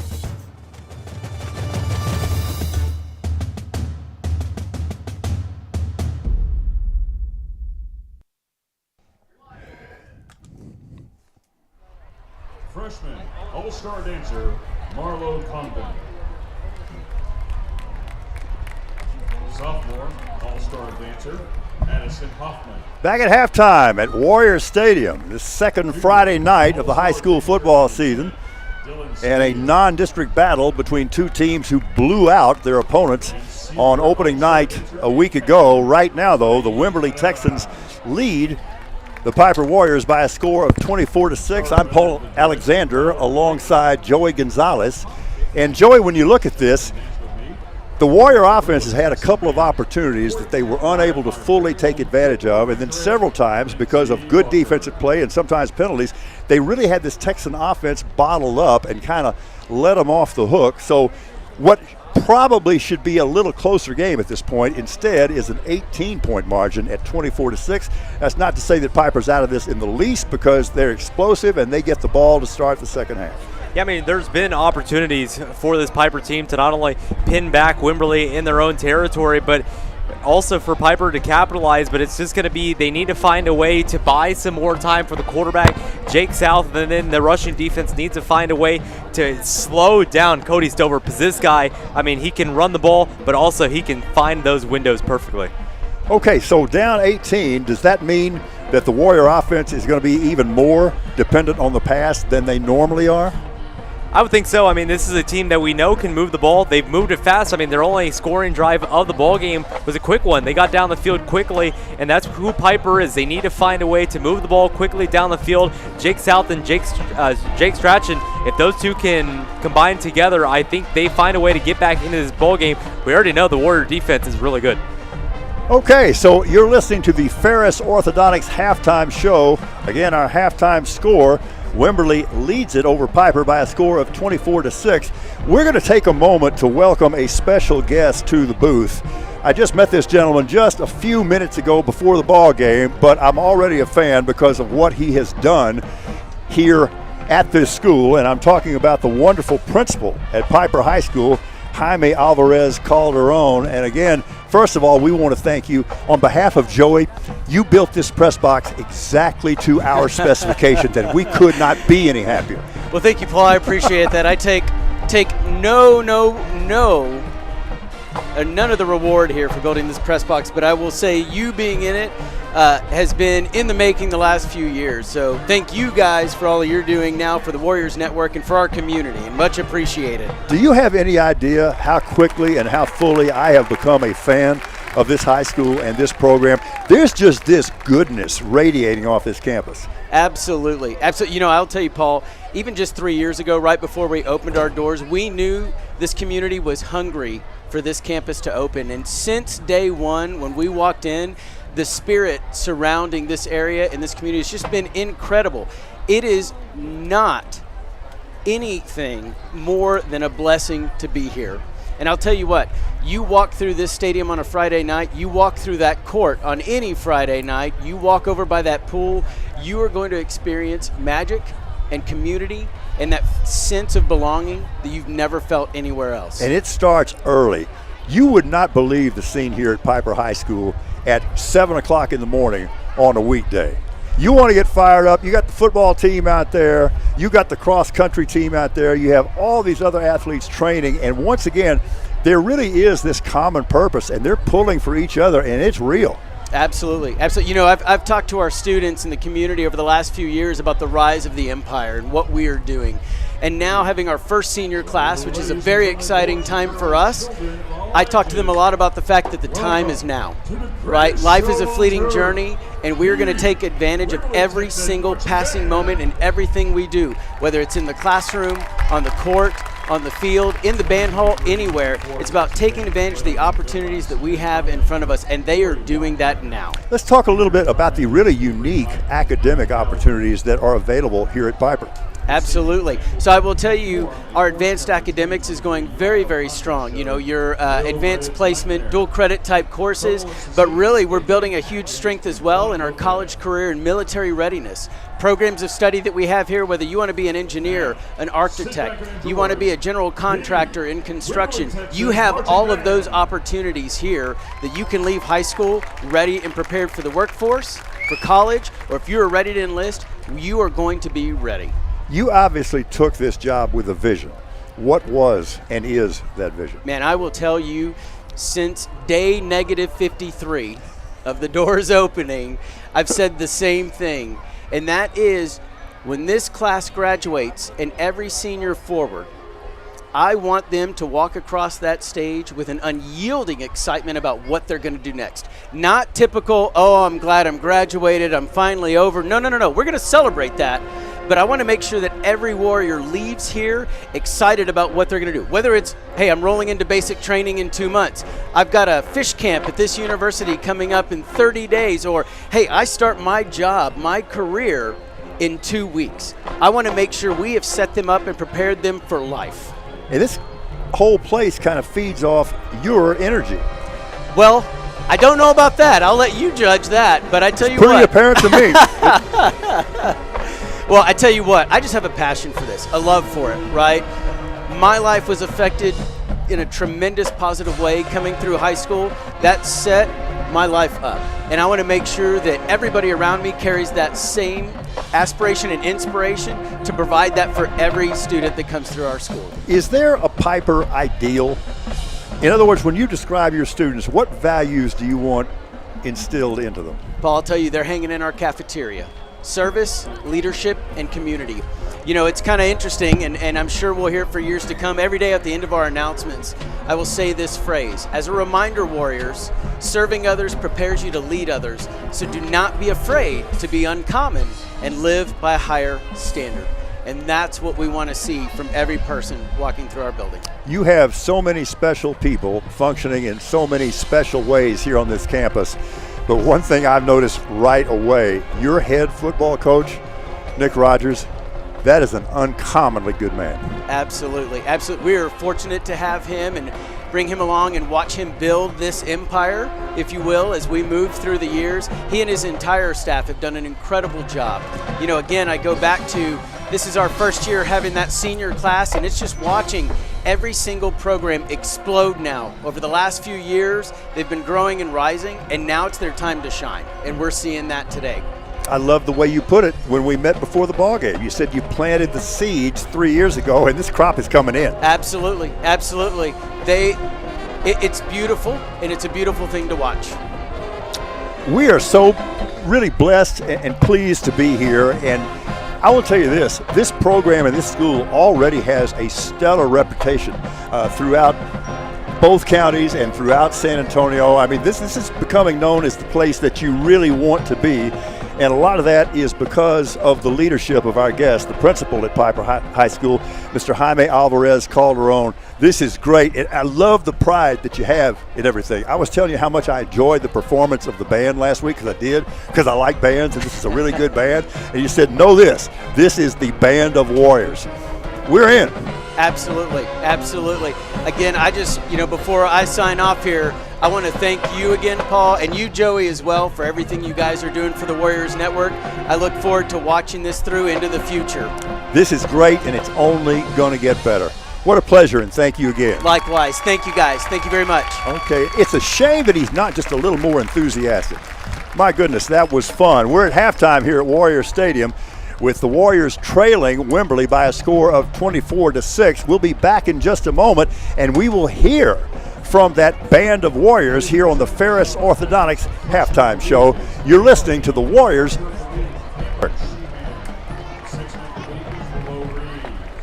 Tonight's broadcast on Warriors Network is brought to you by Stevens Roofing and Remodeling, Ferris Orthodontics, GVTC, and Comal Independent School District.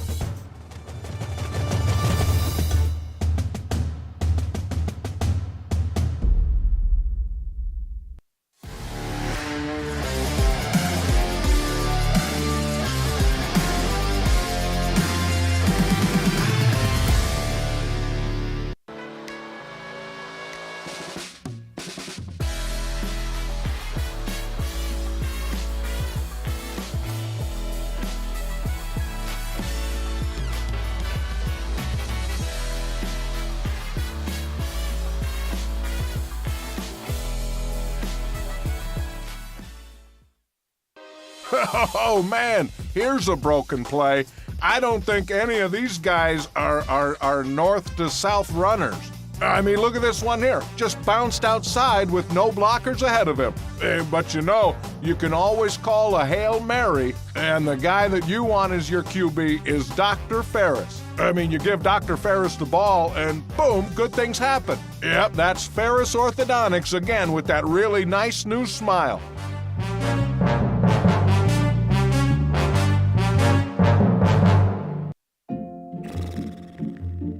So, where are we eating? With GVTC's blazing fast fiber speeds, 3.5 stars, not a chance we try anything under 4.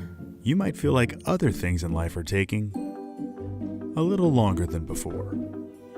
Ooh, what sounds better, La Fiesta or Dumpling Palace? Ooh, Dumpling Palace. Ew, gross. We may not be able to speed up your dinner decisions, but we can provide fast and consistent premium Wi-Fi to search all the available options. Enjoy the GVTC difference, and please be patient with things that may have seemed to... Wait, what are we gonna watch? slow down a bit.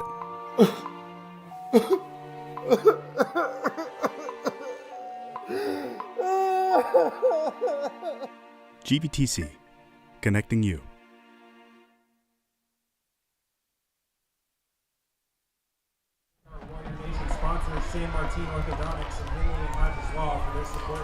Back at halftime at Warriors Stadium with Wimberley leading Pieper by a score of 24-6. Coming up in just a second, we're going to hear from the Band of Warriors. But first of all, let me ask my partner, Joey Gonzalez. Now, the Warriors get the ball to start the second half, but what specifically do they have to do to get back in this ballgame? The offense has to play fast. This is a team that likes to play fast. They like to go no huddle. You got to find the ball with Jake Strachan. And if you can find a way to do that and make Jake South comfortable, I think the offensive line has to step up a little bit more. But if those parts come together and the defense does their part, I think this is a team that can find a way to come back. As I'm saying, basically, the outline of this, everybody has to play together. And that opening possession to start the second half is going to be so critical. You know who's good? You know who's really good? This Band of Warriors here at Pieper High School. Let's catch some of this wonderful sound.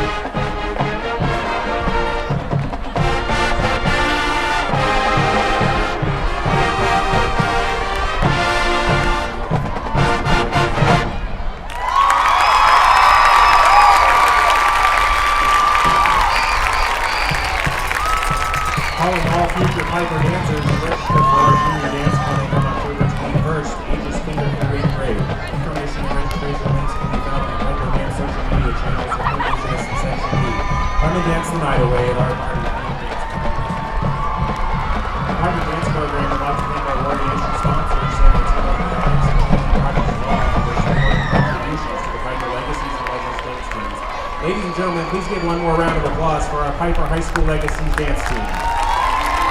We would also like to recognize our amazing Pieper cheer. This year's cheerleader of the week is Bella Largo. The Pieper cheer team is under the direction of Indy Herrick with assistance by Kelly Hogue.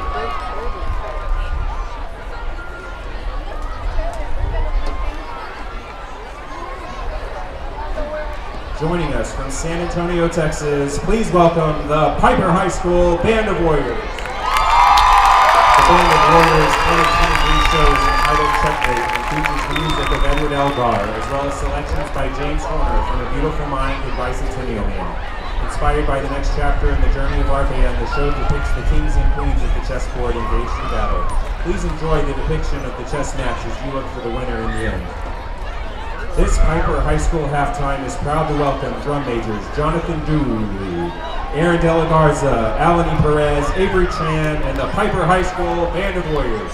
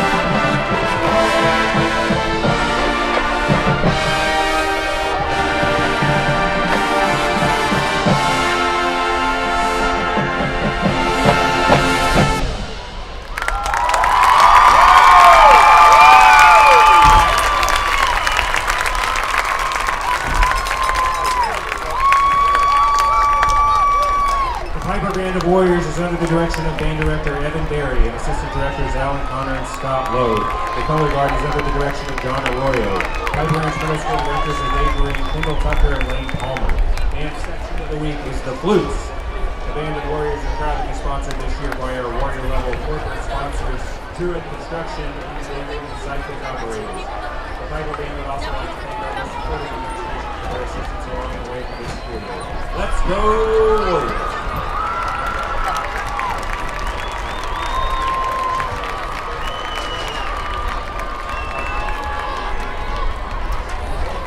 Tonight's broadcast on Warriors Network is brought to you by Stevens Roofing and Remodeling, Ferris Orthodontics, GVTC, and Comal Independent School District.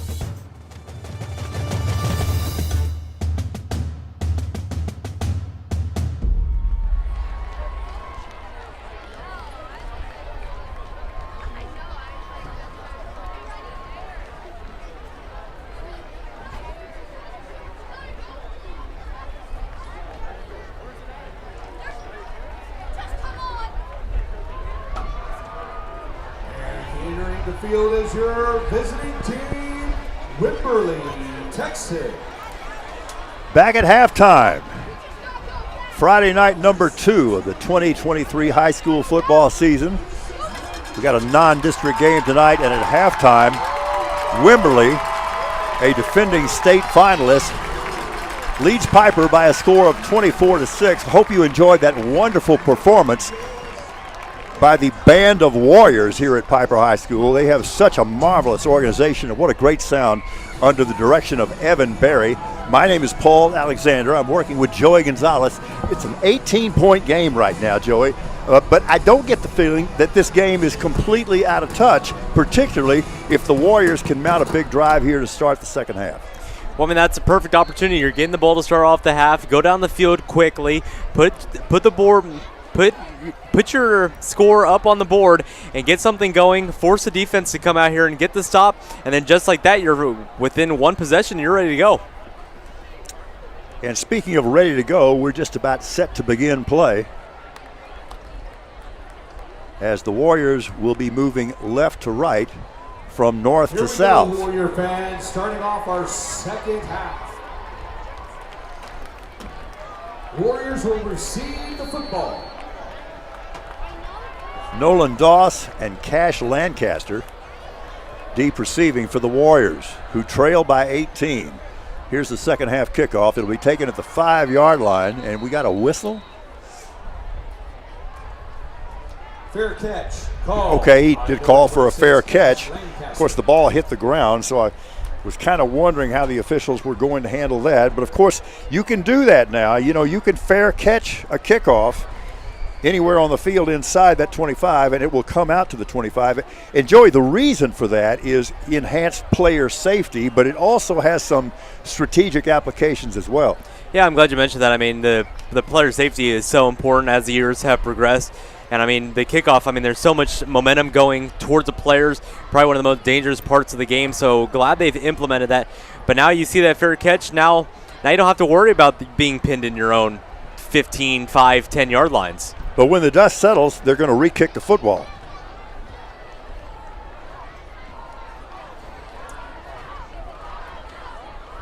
We're going to have a re-kick.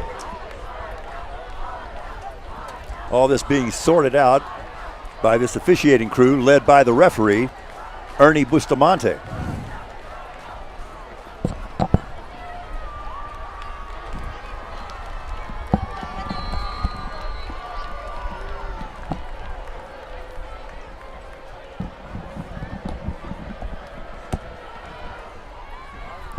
We'll do it again. And this time, the fair catch is called for and successfully made.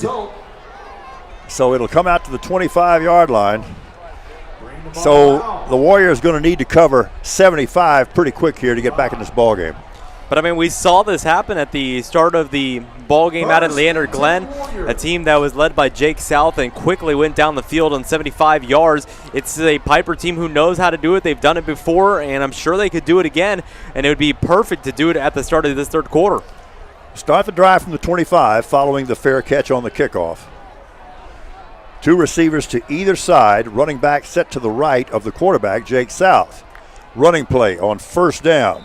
And that's Brady Hopper, who was probably the bright light offensively for the Warriors in the first half. And one of the things I'm thinking, Joey, is they're going to have to establish a running game, if for no other reason than to just take a little heat off Jake South.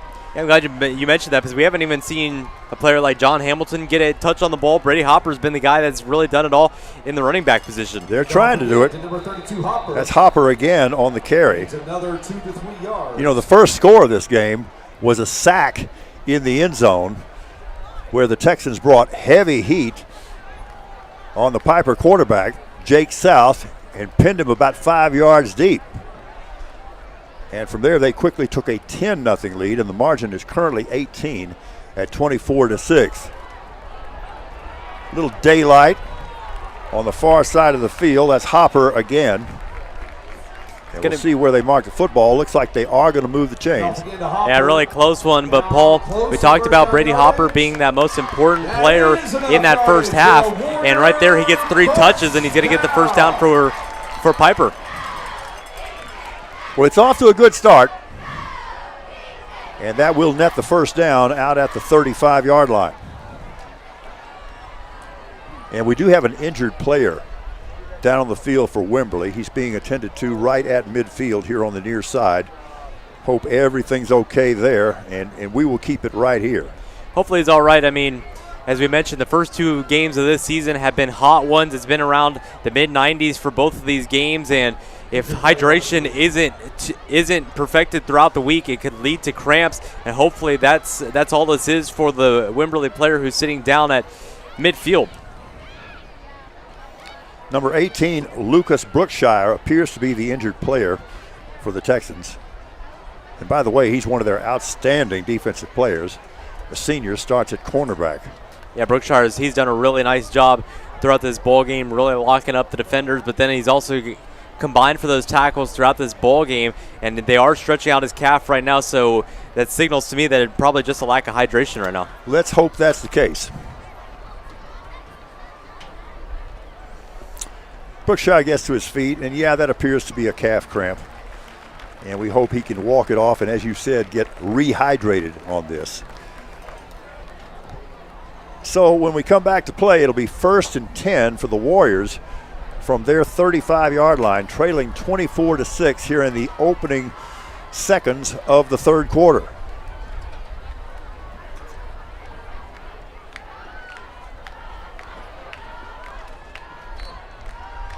South, the quarterback. Twin receivers to either side. Running play again, and Hopper once again. And Hopper literally hopping on 1 foot as he plows forward for a gain of about 2.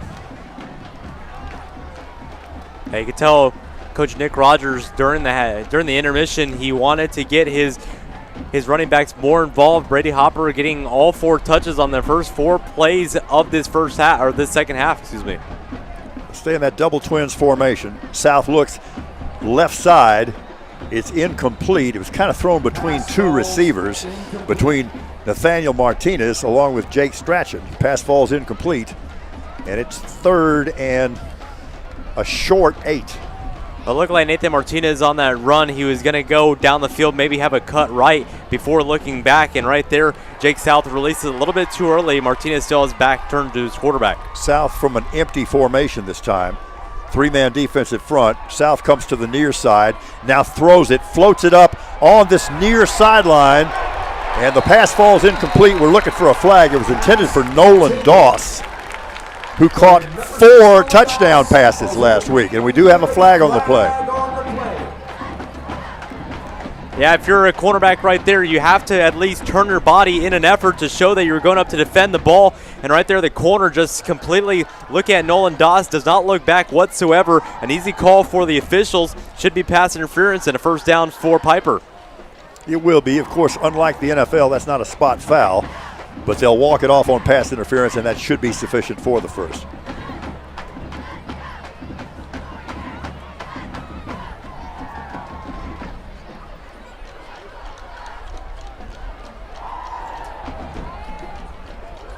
Ineligible receiver downfield. Oh, that's not the call. It was not pass interference. It was ineligible receiver downfield, and on the incompletion, they will decline the penalty. It was an offsetting penalty, so there was an ineligible man and then the pass interference, so they'll replay it on 3rd down. Okay. But that's a huge penalty. Once again, we've talked about those opportunities in this ball game. It could have been a 1st down, and instead you're going on a 3rd and long. Blitz coming off the edge. South stands in, throws deep, down the middle.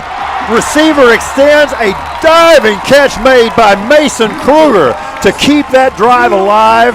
Remember that play the rest of the way, because that could help turn the tide. Mason Kruger fully extended, uses every inch of his body to extend on that ball, and Jake South got lit up, and he knew the contact was coming. Beautiful throw. And we did have a penalty against Wimberley, but that penalty is declined. And the completion moves the ball to the 29-yard line. Drive started back at the Warrior 25. From the 29, Wimberley showing blitz. Here they come. South stands in, stands up, pulls it down, but he's going to be brought down behind the line of scrimmage back at about the 31. So it is officially a sack. He actually had time, but there was not an open receiver. Well, Paul, right there we did see some pressure from Wimberley, but the offensive line doing a better job holding up against the Wimberley defense and buying more time for Jake South. Yeah, he did. After the sack, it's 2nd and 12.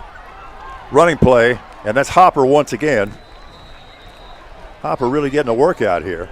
But again, it would be so significant if the Warriors could establish a consistent running game here, because that could kind of change the tone of the rest of this. Because if they're exclusively dependent on the pass, it's going to be really hard to continue to protect Jake South. Yeah, and it's going to be way too predictable for the Wimberley defense. But one thing, just notice, John Hamilton is in the ball game for Brady Hopper. Hamilton standing to the right of his quarterback. Quick token play fake. This time South with time. Pulls it down, now throws. It was intended for the other Jake. Jake Strachan, pass falls incomplete. Well, tough play there because there was a wide open Nathan Martinez who got separation from the defender, crashing in on the quarterback. And as a result, now 4th down, and we'll see Coach Nick Rogers really likes to go for it on 4th down. It looks like that's what they're going to go with. Well, you really don't have much choice right here because of the field position.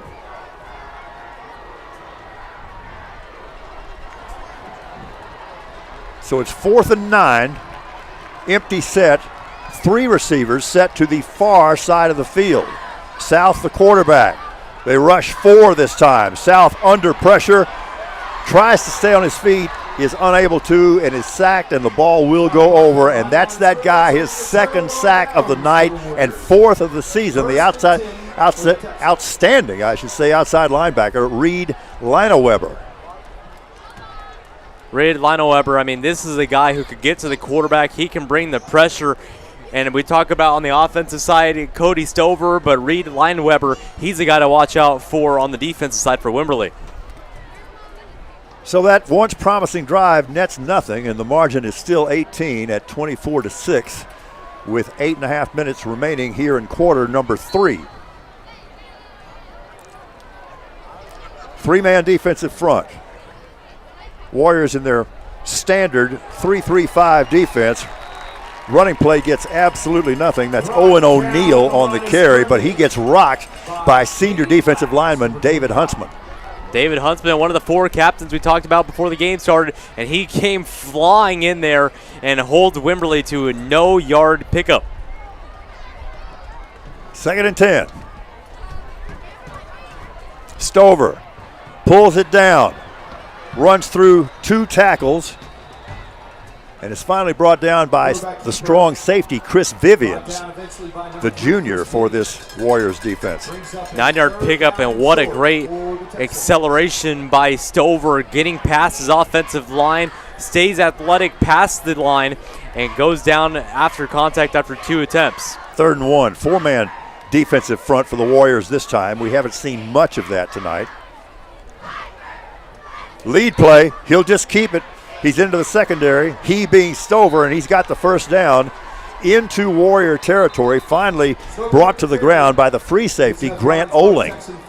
You see how difficult Stover is to bring down, and four Warriors had to combine to make the tackle, ultimately bringing him down inside their own territory. This is where you like to see Pieper get a little bit more aggressive with the ball on their end of the field. We have a personal foul, face mask against the Warriors. Well, penalties have been costly. And conversely, the Warriors have failed to take advantage of a lot of Wimberley penalties. Yeah, and that's crazy to say because if you listened to us last week, penalties were something that rarely came out of her mouth in Austin. Pretty clean last week. That not necessarily the case tonight. Again, that quarterback lead play. Watch as they get 2 lead blockers in front of him. Pieper again takes the ball down inside the 25.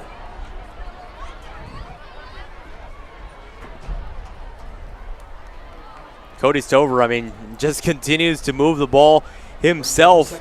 And if you're a head coach, that's what you like to see. If a guy who can take it himself and make those yardage, another 8-yard pickup. He really has command of this offense. 2nd and 2. Counter play, and that's Chase Carson on the carry. Carson, who got a lot of carries early in the first half. But that is enough yardage for another Texan first down.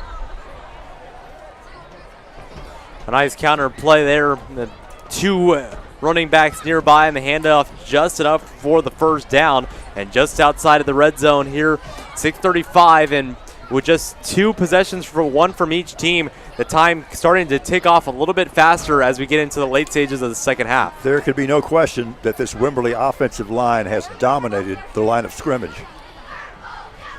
Running play, coming back to the near side. Ball carrier Chase Carson takes a big hit down at about the 21-yard line. So a gain of about 2. Clock rolling with now 6 minutes left in the 3rd period. And you got to think Wimberley's going to continue going on the ground, continue to run off that clock. And Paul, as you mentioned, the battle in the trenches is going to be crucial to watch in these late stages. 2nd and 9. Now they go with tight ends. The quarterback, Stover, goes to the far side. And that was quarterback run all the way. He's going to be about 2 yards shy of first down yardage, but again, dominance at the point of attack.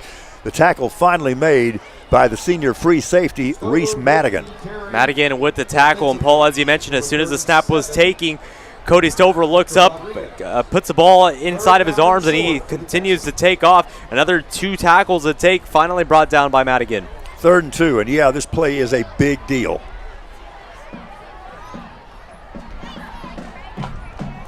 Running play, and watch that pile move.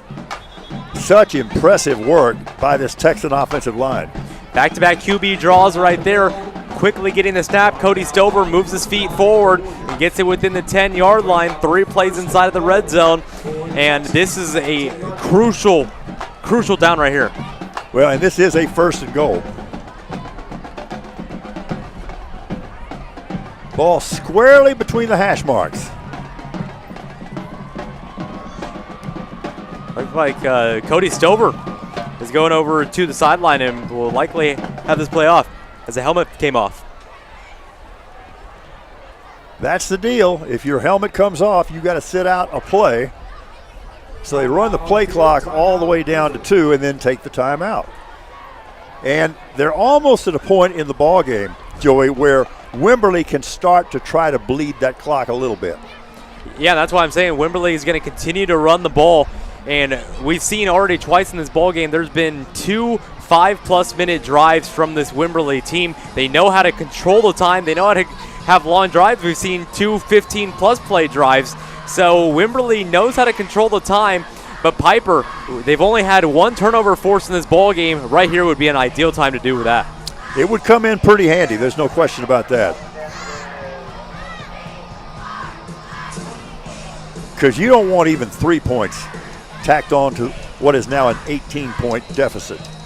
And if you remember at the end of that half, the fumble on the kickoff return, if you take away that point, where could this point be? You talk about the safety. There's just so many different parts of this ball game that have costed the Warriors in this ball game. Warrior defense got a bow up here on 1st and goal from the 10.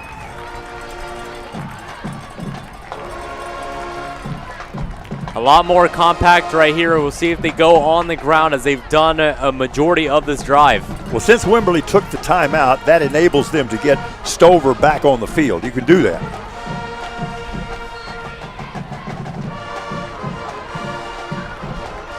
Tight formation for the Wimberley Texans. Stover looking into the end zone, throws the corner route, well defended. It was intended for the running back, Chase Carson. And they had kind of inside-out bracket coverage on him. And the pass falls incomplete, stopping the clock with 4:42 left in the third. Another tight window there for Cody Stover. Probably one of the first times he's missed that window up onto that corner pass. But now you get the stop, 2nd down. You just need 2 more, and at least, I'm saying right here, you got to force a field goal at the minimum. That's the mindset. And as you said, a turnover would be even better. Motion across the formation to the near side, setting up trips receivers. Stover floats to his left. Now he's not floating. Now he's sprinting and lowering his head. Finally brought down at the 6-yard line by linebacker Caden Glass. Caden Glass really showing off his speed right there, hunting down Cody Stover and using his complete body to drag him down to the ground. 3rd down and still about 7 yards to go. Rise up, Warriors. Let's go defense. Stadium PA announcer trying to get this Warrior crowd fired up. Play clock at 11. They send Nolan Wida to the far side as the sole receiver, and he's singled up in man coverage. I mean, they can't help on him. Stover throws it complete 1-yard line and walks in. And right now, this Texan offense in complete control. Cody Stover once again, play action pass. I mean, he kind of just lobbed that one up like a teardrop in basketball, perfectly placed over the defenders and right into the breadbasket, just walking on into the end zone for the Wimberley Texans. It's Ty Thames on the touchdown reception. Texans trying to make it 31-6. And they do. And with that, with 3:48 remaining in the third, at least for the moment, the Texans in complete control at 31-6. Back in a moment right here on the Warriors Sports Network.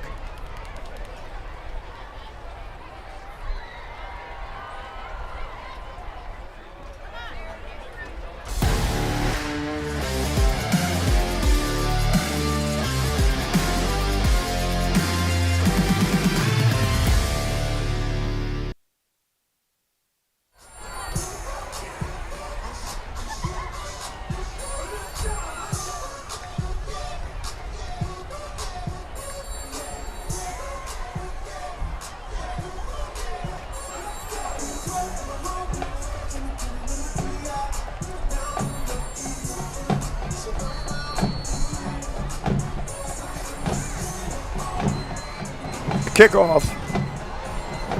Wimberley for the moment in total control at 31-6. They're stringing together long drive after long drive after long drive.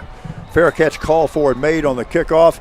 And Joey, that was another Wimberley long drive. Another long drive, and it was 9 seconds short of their third 5-minute drive of the ball game. 11 plays, 67 yards. That ended up on a 7-yard touchdown pass from the quarterback, Cody Stover. And, I mean, this is a guy who has complete control of this offense. Well, there are not a lot of offenses designed to come back from 31-6. But this is an explosive Warrior offense. It's been largely held in check tonight by a Texan team and a Texan program that advanced all the way to the 4A Division II state finals a year ago, and they have not rebuilt, they have reloaded. South throws the dig route over the middle, and a tough physical catch made by the other Jake Strachan.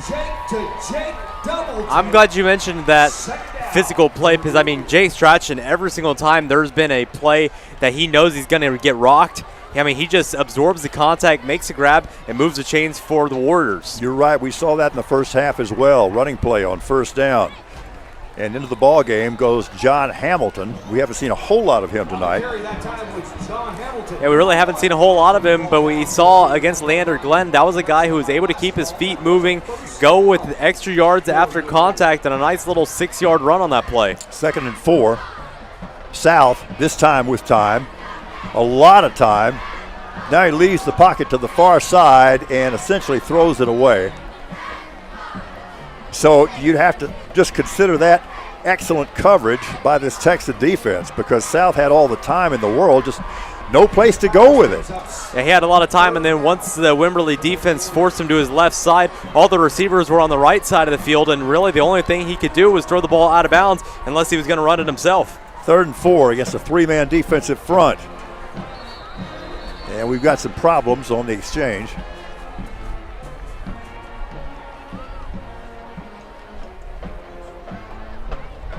And that results in a loss of yardage back to the 37-yard line. And it's 4th and almost a full 7.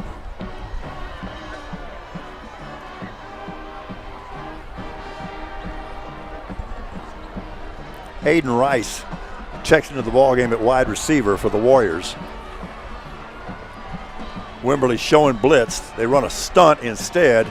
South under pressure, but steps up, turns the corner. He's going to get the first, and he's going to get into Wimberley territory. Good job of keeping his head by the senior quarterback, Jake South. Jake South, one thing that I've really liked about him, he does not get anxious on any play that may get a little overwhelming. He turned that corner, and he had a nice little cut there. The defender was nearby, and he's able to break free for another 15 yards. Twin receivers to either side. South again with time. Comes to the near side, scanning the field, pulls the trigger deep down the right side, incomplete, and overthrows his intended receiver, Nolan Doss. Now, those two guys were magic a week ago when they hooked up for 4 touchdown passes, but you get the feeling that this Texan defense has really prepared for number 6, Nolan Doss. I said last week, I'm sure whoever's watching the film, they are going to mark down Nolan Doss, because that guy had a field day. He was running around like his playground football. They've definitely locked him up today, but Jake Strachan has kind of been the receiver that stepped up in that role. 2nd and 10 following the incompletion. Another loopy stunt by this defensive front. Deep ball down the middle, and we got a scramble for the football down about the 15-yard line, but the pass is ruled incomplete, and it will be 3rd and 10. You can tell Jake Strachan is starting to be a little bit more targeted. They know he can go up on those jump ball type of plays, those contact plays, and Strachan deep down the field, put him up on a 50-50 ball and see what he can do with it. 3rd and 10 as the Warrior offense is looking to the near side to get the play waggled in. Line of scrimmage just in Texan territory at the 49-yard line. One back shotgun. South looking near side. Pulls the trigger. It's incomplete. It was an out route intended for Nolan Doss, but that was extremely well defended by the strong safety, Zach Patek. Zach Patek, sometimes all you got to do is just stick a hand in there and bat it away. Does a really good job on that one. If not, that would have been a completion. Probably would have gone for an easy 15, 20 yards for the Warriors. Well, it's 4th down.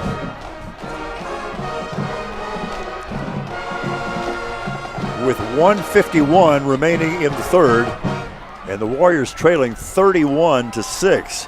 South throws it down the middle. They're going to the post and can't make connection with the intended receiver, Mason Kruger, who did make that spectacular catch earlier in the game. We do have a flag on the play. There's a flag thrown at the end of the play, maybe a holding or a delayed hit on the quarterback, Jake South.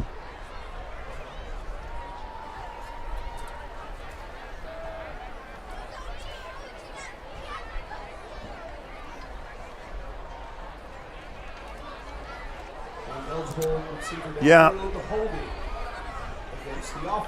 Yeah, we got double penalties, but both against the offense. A hold and an ineligible downfield. Well, Paul, just the penalties have come at the most unideal times at basically all points of this ball game. I mean, you look at it on a 4th down. Think about the one earlier, a 3rd down and a chance to get a 3 and out. Pieper had that penalty that ended up going for a 1st down, and eventually Wimberley ended up scoring with less than 2 minutes to go in the first half. Yeah, this Warrior offense has really had a tough time on 1st down tonight. Ball goes over, 1st and 10 for the Texans from their own 49. Running play, far side. What do you think? That's Carson on the carry. Carson doing what he does, moving the chains. Yeah, that's probably one of the best runs we've seen in this ball game. Carson accelerates as soon as the ball hits his chest, puts his head down, runs forward, and a nice 12-yard pickup. And really, nobody was around him until about the 7 yards gained. Moves it down to the Warriors' 38-yard line. 1st and 10, Texans.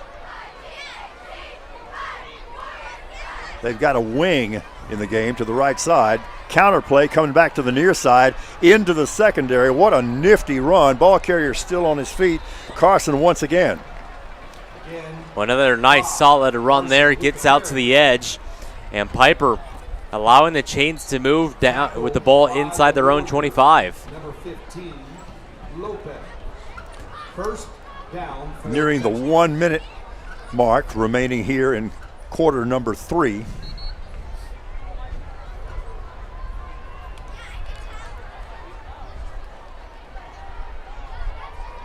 And the referee, Ernie Bustamante, blows his whistle. And it's coming over to the Pieper sideline.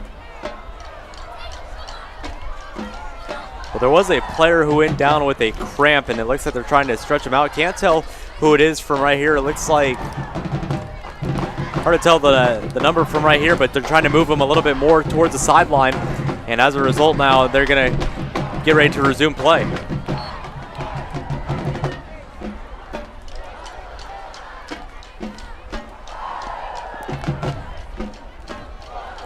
We'll get back to play. It'll be 1st and 10. The line of scrimmage is the Warrior 24-yard line.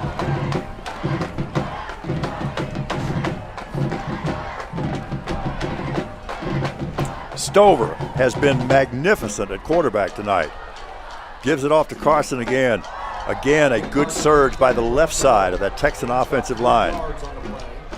That's on a handoff there, and Paul, as we approach the final 12 minutes of this ball game, you got to think Wimberley's going to go primarily run only. Why wouldn't they? They've been dominant. They got a big lead, and they will carry that into the 4th quarter.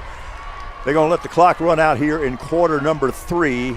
We have played 3, and our score, Wimberley 31, Pieper 6. Back with the 4th quarter in just a moment right here on the Warrior Sports Network.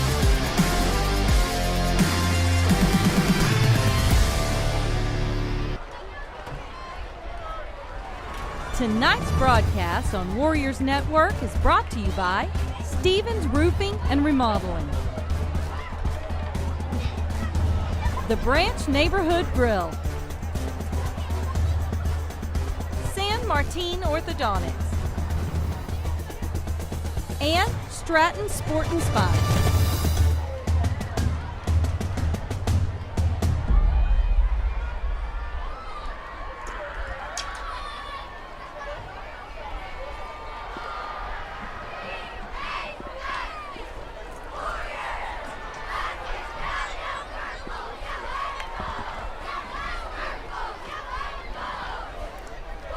Back at Warrior Stadium for the 4th quarter of a ball game that up to this point has been dominated by the Wimberley Texans as they lead Pieper 31-6.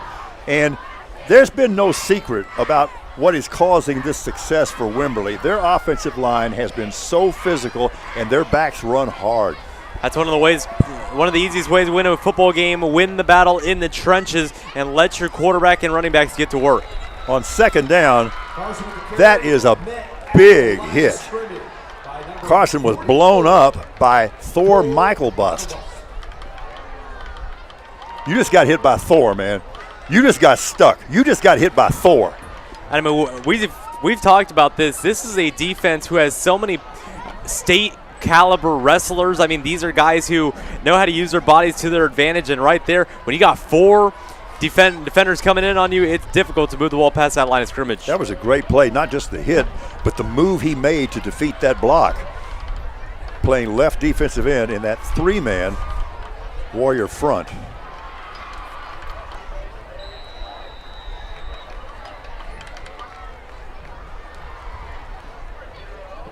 We got to delay a game. So a rare mental error for the Texans tonight. Haven't seen very much of that, and you could tell Stover, he saw the play clock starting to tick down, and as soon as he saw it, he kind of put his hands up in the air, wondering where the snap was, and as a result, the ball's going backwards, 3rd down and about 12 yards. 2 receivers to the near side. Ball on the far hash. Owen O'Neill is the running back. Stover throws it near side. It's incomplete. It was intended for Kyler Lai. Let him just a little bit too much outside. That's probably one of the shortest 3rd down plays we've seen. Every single time there's a 3rd down, I mean, it's just Stover running around, making the play happen. He can, as they say, extend plays. 4th and 12. Hey, there's still a chance, right? Get a stop. Trips to the near side. O'Neill, the running back, sets up to the right side of the quarterback, Stover. Stover steps up, throws deep down the middle. It is incomplete, but we do have a flag. It was intended for Noah Birdsong. Some contact back there. We'll see how it goes. The defender was the free safety, Reese Madigan. Well, it looked like there was a little shove in the back from Reese Madigan. As a result, the receiver may have had a little bit more room to run forward to make that grab, and most likely going to be called for pass interference. And that is the case. You see the signal made by the referee, Ernie Bustamante. Pass interference against the Warriors. That'll be an automatic 1st down for the Texans. And Paul just continues to add up opportunities for Pieper to either get the ball back or make a crucial splash in the ball game. And instead, it's a 1st down inside of the 15-yard line, where Wimberley has really thrived throughout this ball game. Line of scrimmage officially the 11 with 3 receivers to the near side. Now they motion one back toward the tackle. Running play. And look at O'Neill pick his way. That's some nifty running. O'Neill looked like he should have been stopped at the line of scrimmage, but he makes 2-3 cuts, 1 left, 1 right, 1 back to the left side, and as a result picks up 5 yards on that play. It's going to be 2nd and manageable. Yeah, that was a nice piece of running. 2nd down. And the Texans get a new personnel package into the ball game. It's defensive subs for the Warriors as well. 2nd down, this time from the 2-back gun. So look for that double lead play that they run so well. They got a tight end in the ball game to the left side. Nope, play fake, easy money, throw, pitch, catch, touchdown. Noah Birdsong on the TD reception. Well, now you can tell Wimberley's starting to thrive. They know what plays are working in favor for them. A wide open receiver in the end zone. And out 37-6 with 10 minutes to go. It's true that the Texans use the run to set up the pass, but their passing game is still very effective. Yeah, and I mean, it helps whenever you got a quarterback who can extend plays. I mean, such an athletic guy.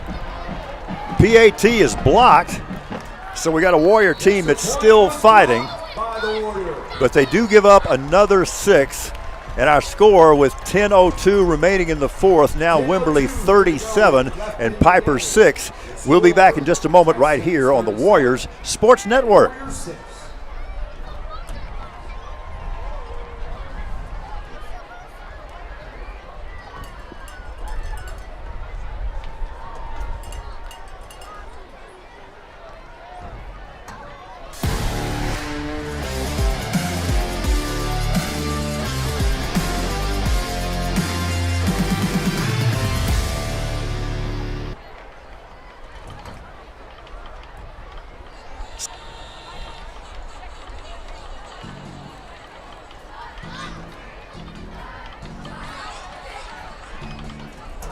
Brady Hopper.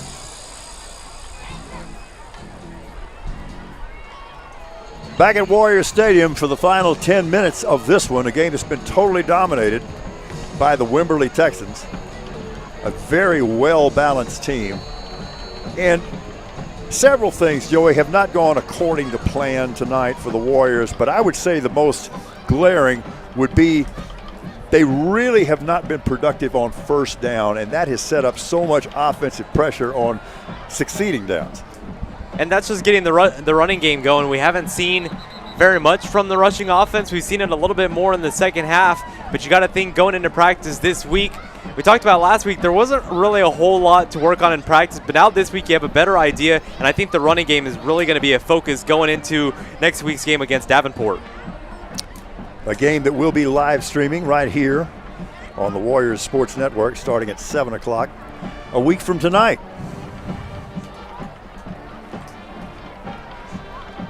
Brad Hopper of American Interiors sponsors the Warriors offensive and defensive players of the game. American Interiors, proud supporters of Pieper High School, and we'll be announcing those players here in just a few moments. Running play on first down. At number 32, Brady Hopper once again getting the football. He's gotten a lot more touches here in the second half. If you remember, the first 4 plays of the second half for Pieper were all given to Brady Hopper and just trying to move the ball forward for this Warrior offense. Actually lost a yard on that carry. 3-man defensive front. And we got a play action pop pass that falls incomplete. And that stops the clock with 9:28 left. Haven't seen a whole lot of play action in this ball game, and maybe we start to see that a little bit more. And it was the fake handoff to Brady Hopper himself. Yeah, it's a little bit of a difficult situation because that play action usually is only effective if you're running the ball successfully. So right now you can kind of ignore that play fake. They show blitz. Here they come. South to the far side, keeps his eyes downfield, now pulls it down and keeps, and has a gain of 3 or 4 yards on the far sideline. Jake South looked like he had the edge for a moment. Probably if he would have just turned and burned, he could have had it, but you could tell he was looking for a receiver down the field. But this Wimberley secondary has just done such a great job blocking up those receivers. They really have. They have been nothing short of outstanding. And here's a situation we've seen several times tonight. It's fourth down. And this time, the Warriors will at least line up in punt formation.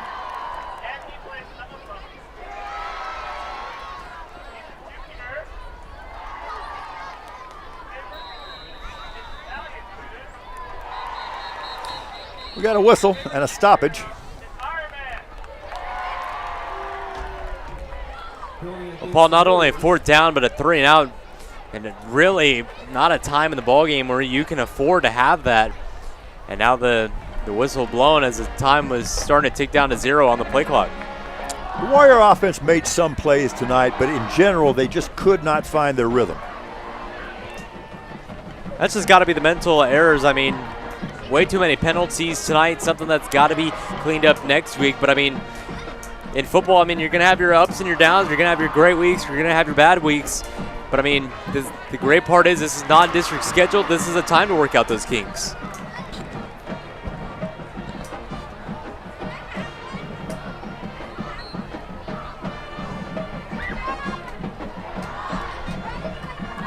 Return man for Wimberley standing back at his 40-yard line. The punt is away. Coming down on the far side. It's going to be taken on one hop and returned into Pieper territory. Looks like that was Kyan McAtee on the return. Nice high punt there. Got a little Warrior bounce there. Once again, the Texans inside of Pieper territory.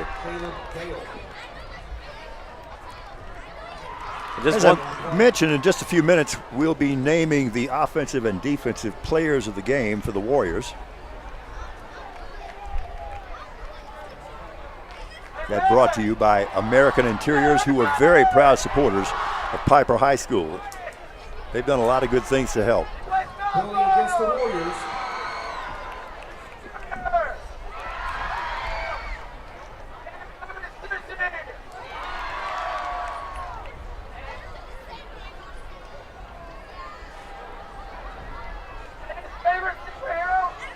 Walk off against Pieper.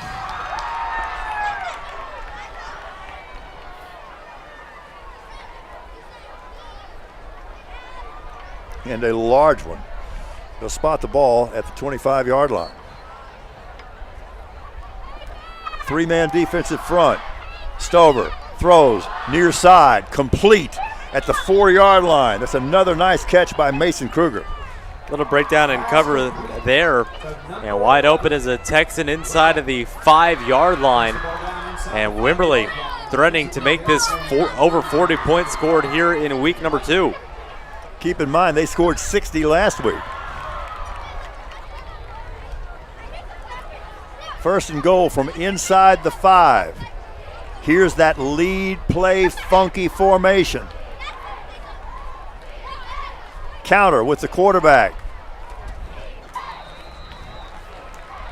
Stover pulls it down, and this time is stopped near the line of scrimmage on a nice play by the Sam linebacker, Chase Keeney.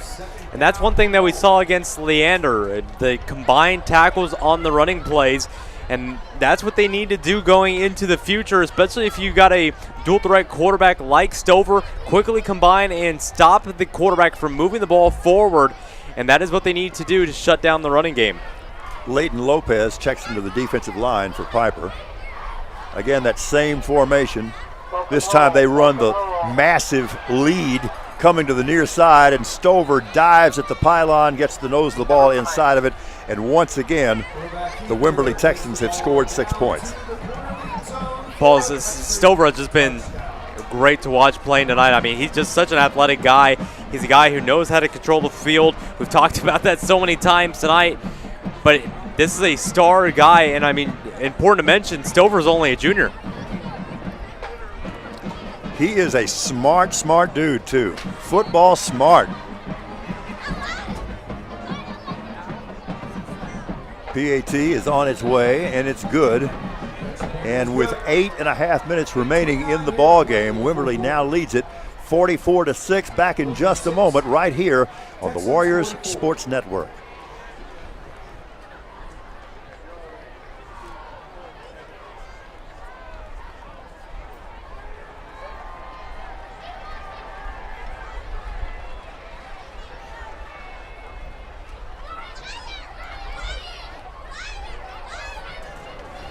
Tonight's broadcast on Warriors Network is brought to you by Stevens Roofing and Remodeling, Ferris Orthodontics, GVTC, and Comal Independent School District.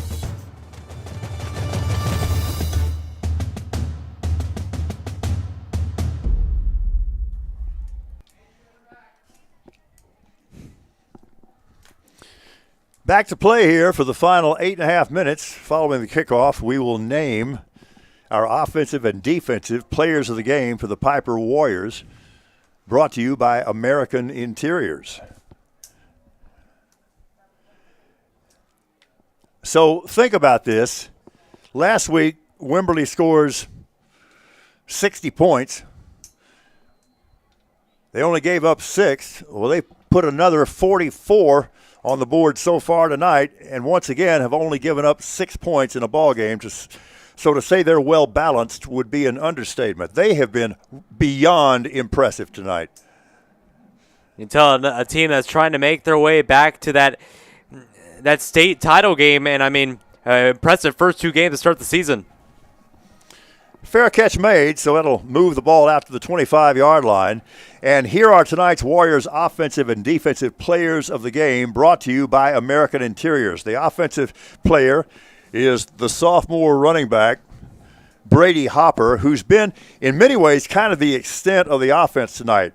Made a nice catch, has run very tough. We also saw some tough catches by Jake Strachan for sure, but Brady Hopper is our offensive outstanding player tonight. And defensively, we will go with Ben Chapman, the sophomore cornerback, who's been involved in a couple of nice pass breakups and has been real physical in coming up against the run as well. So congratulations to both of those players.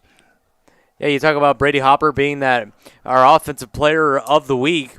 And, I mean, he caught the lone touchdown pass in this ball game, and he's ultimately the running back that's moved the ball forward. So congratulations to both Ben Chapman and Brady Hopper on being the players of the week. There you hear the band of Warriors playing here on the near side. They still got plenty of spirit. First down running play, and that's Hamilton on the carry. And we got a flag as well. Haven't seen a whole lot of John Hamilton. Does a good job getting past first down marker. We'll see what the flag is at the end of the play.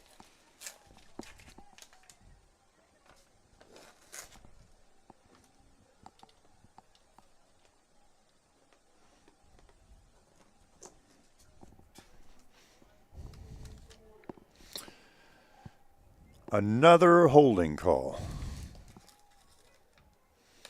So they've committed a lot of offensive holes and have failed to take advantage of holding calls made against the Texan offense.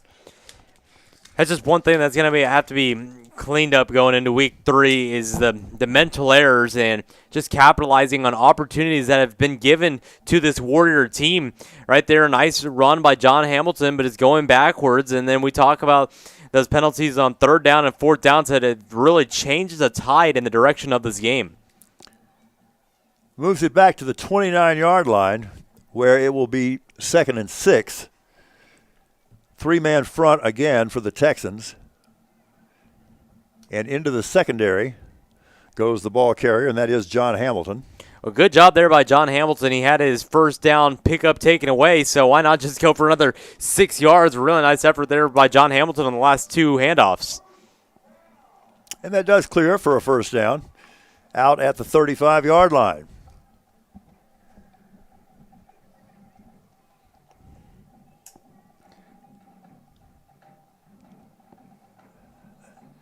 And that fumble was caused by the ground. He was down by contact. That was Hamilton on the carry. Hamilton taken out at his legs, just kind of spinning up in the air and going down on that play. Jake South with a previous handoff. Loses a couple back to the 33 where it's 2nd and 12.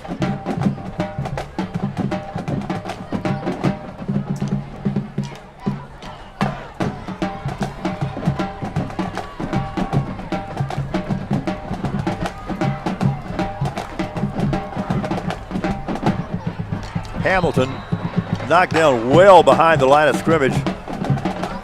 They made contact at about the 29, but they'll mark it, just about at that spot.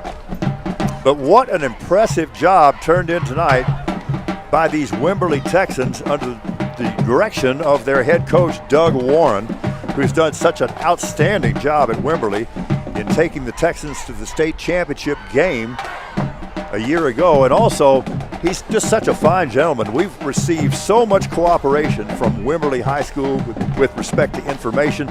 We're most appreciative. Hamilton again.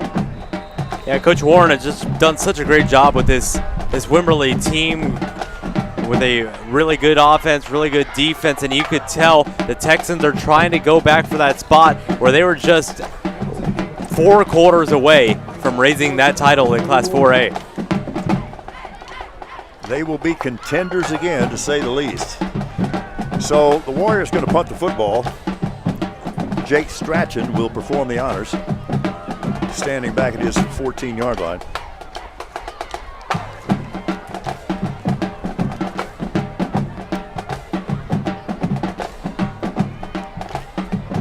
Right footer gets it away. Wobbly punt. Hits in Texan territory and will be killed at about the 37-yard line. Now with 4:44 to play. Well, Paul, two separate games. We saw the game at Leander Glen last week, and then now the loss here against Wimberley. Not out of the picture yet, but closing in on that last 4 minutes.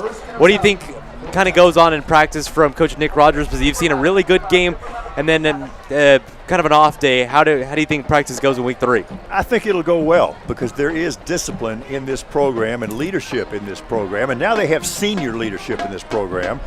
And it was not a great night. But on the other hand, this is still a talented football team. And I fully expect that the Warriors are going to play well next week against Davenport.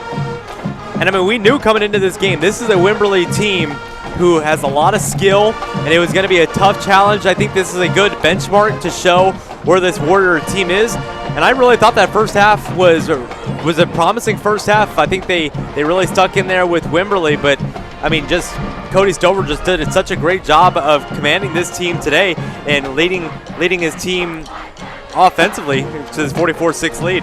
Yeah, it was a 24-6 game at halftime and has gotten out of control since then.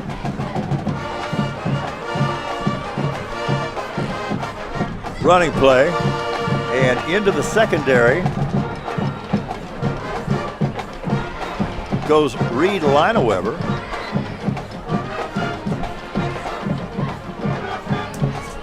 It's important to note, though, too, this is a Pieper team who has so many athletes on both sides of the ball. We talked about in last week's broadcast, several multi-sport athletes, several three-sport athletes. So these are guys who their athleticism is off the charts, and they're gonna fight tooth and nail in every single game that they play.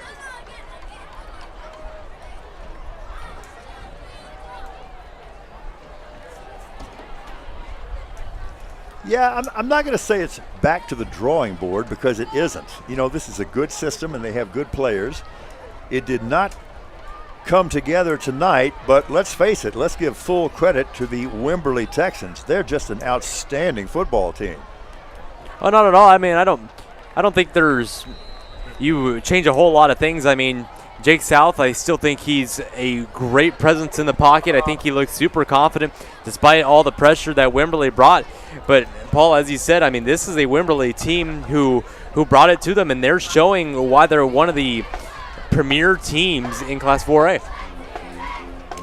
Such a composed team. I mean, they just exude confidence on both sides of the ball. And it just surprises me that last year Cody Stover, a sophomore, was able to play at this level. I mean, you can only imagine what this guy will play like in a year from now. And they'll keep it on the ground with a big hammer again, Lineweber. Clock running with 2:09 left. Third and about 5 from the 44.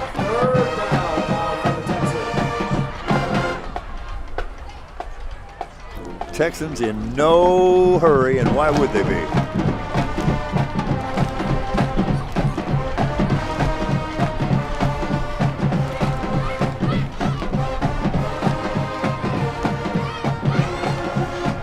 Stover extends the play, now throws near side. Diving catch attempt made, and the reception made at the 37-yard line. That was a nice play by Dade Gusaski. I'll say now, another official coming by to change the call. They called it incomplete.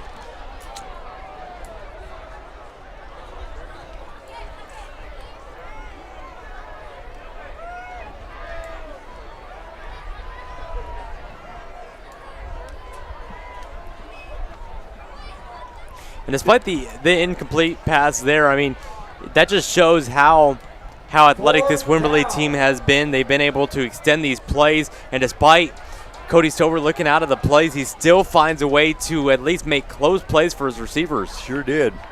This is a fourth down play, and the ball carrier is going to be stopped short of the sticks. Holmesville. Turnover on down. All right, we'll take it. Defense makes a stop. That's a good thing. I mean, you always take the positives that you can get right there. You get a fourth down stop. Know that you have that capability. There's been several fourth down stops in this ball game now, and you just take that going into next week and know that this team has the ability on those crucial downs to get stops.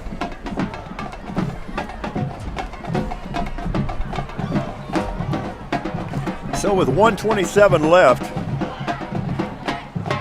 my goodness, the Warriors would love to get a touchdown here. That could make a lot of difference in preparing for Davenport next week. That's Samuel Campos on the carry for the Warriors. Carry by number 20, Samuel Campos. Davenport, another young team. It'll be fun to watch how those two young programs go at each other, as Pieper will be on the road next week. Davenport does have a good team, there's no question. They were good a year ago, and they've returned a lot of people.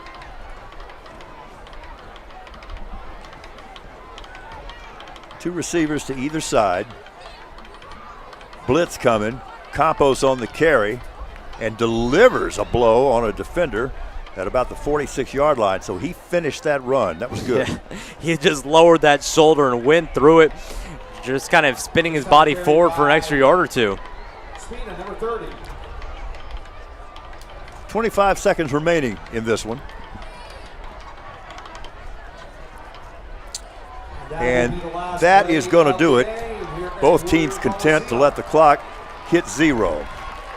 So some learning pains perhaps for the Pieper Warriors, but I didn't see any quit tonight, and I do see a talented football team. And keep in mind, this is the first year that this program has had seniors, and also keep in mind that Wimberley is really as good as advertised and maybe even better. So there's no reason for us to prolong this postgame.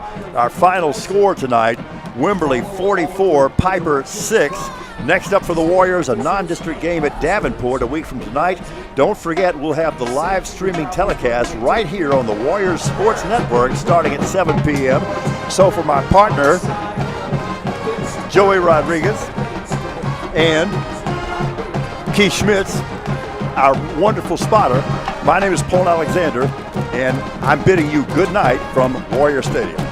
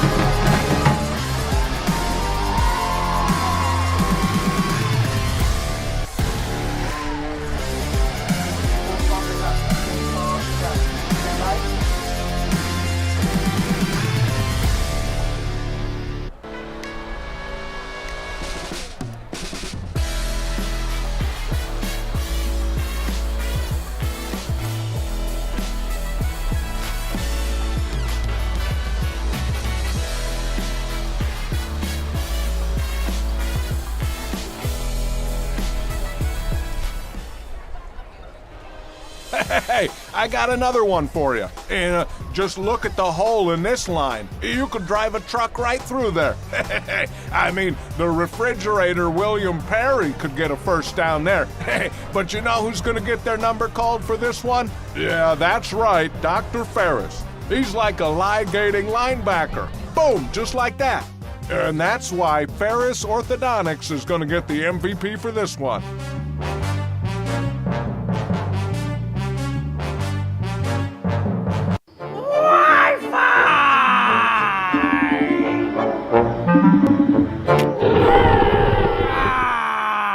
Got the tickets?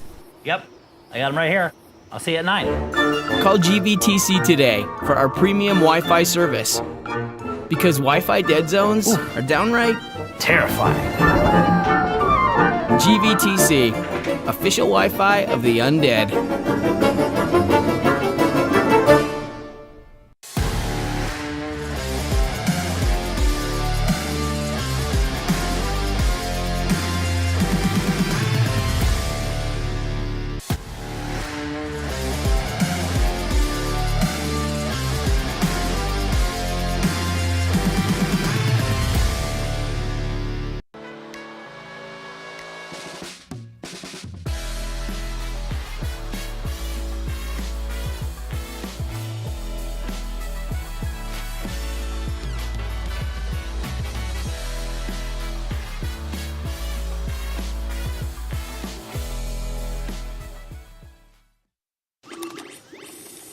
Not the fun part of being a dad, but I have to speak to you about something that is concerning me.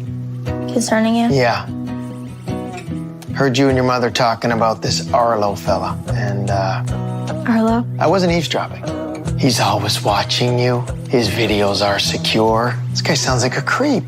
It's not. Your privacy is very important to me, and I think you need to make better decisions when it comes to boys. And this Arlo is not a boy that I think you should be dating. You're dating someone? Yeah, Arlo. I heard you guys talking about him. Arlo. Yeah. Dad, Arlo's the name of the new security cameras that we got from our service provider. We were talking about how great they are and how safe they make me feel. Arlo's not a boy. Well, that's a boy's name. Oh, boy. Ah, not a boy. Apparently, we just learned that it's a camera named after a boy. Why don't you name it Peter?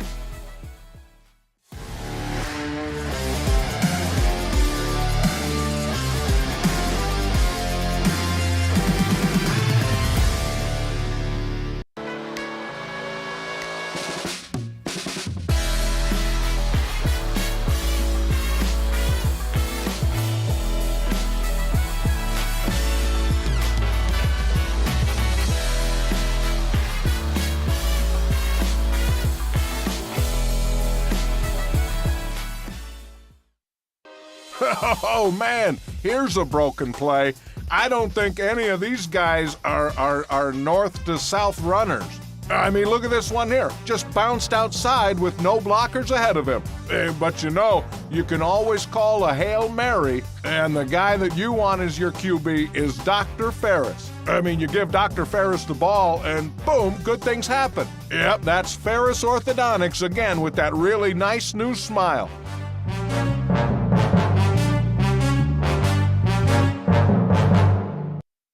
Hey, buddy, got your glove? Yep, I got it right here. You're coming, right? Of course. I'll see you in 10 minutes. Awesome. Don't forget the you-know-whats. Whether you're gearing up for a big project or a big game, GVTC has everything you need to stay connected. What do you think? They are going to love these. From smart security and high-speed internet to TV and phone, GVTC provides cutting-edge technology for your home and business. Thank you. You made it. Hey, what is it? Whoa, jerseys! With deep roots in the community, we're committed to building a stronger, better, connected future for the areas we serve. Our GVTC Foundation's charitable support and industry-leading products help you stay connected to what matters most. GVTC, connecting you.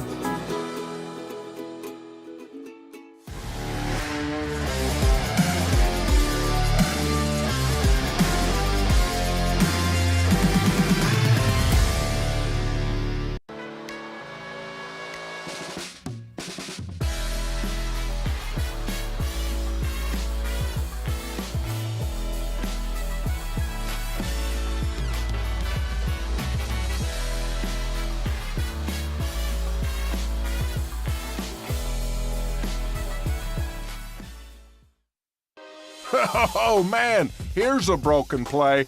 I don't think any of these guys are north to south runners. I mean, look at this one here. Just bounced outside with no blockers ahead of him. But you know, you can always call a Hail Mary, and the guy that you want as your QB is Dr. Ferris. I mean, you give Dr. Ferris the ball, and boom, good things happen. Yep, that's Ferris Orthodontics again with that really nice new smile.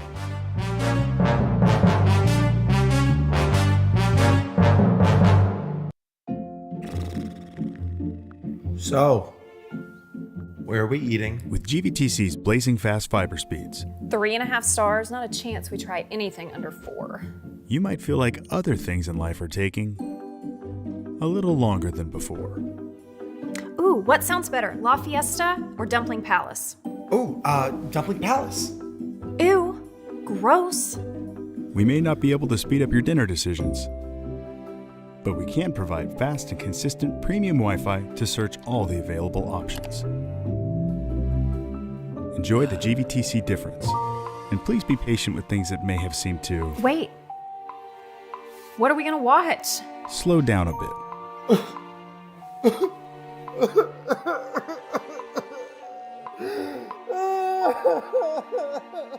GVTC, connecting you.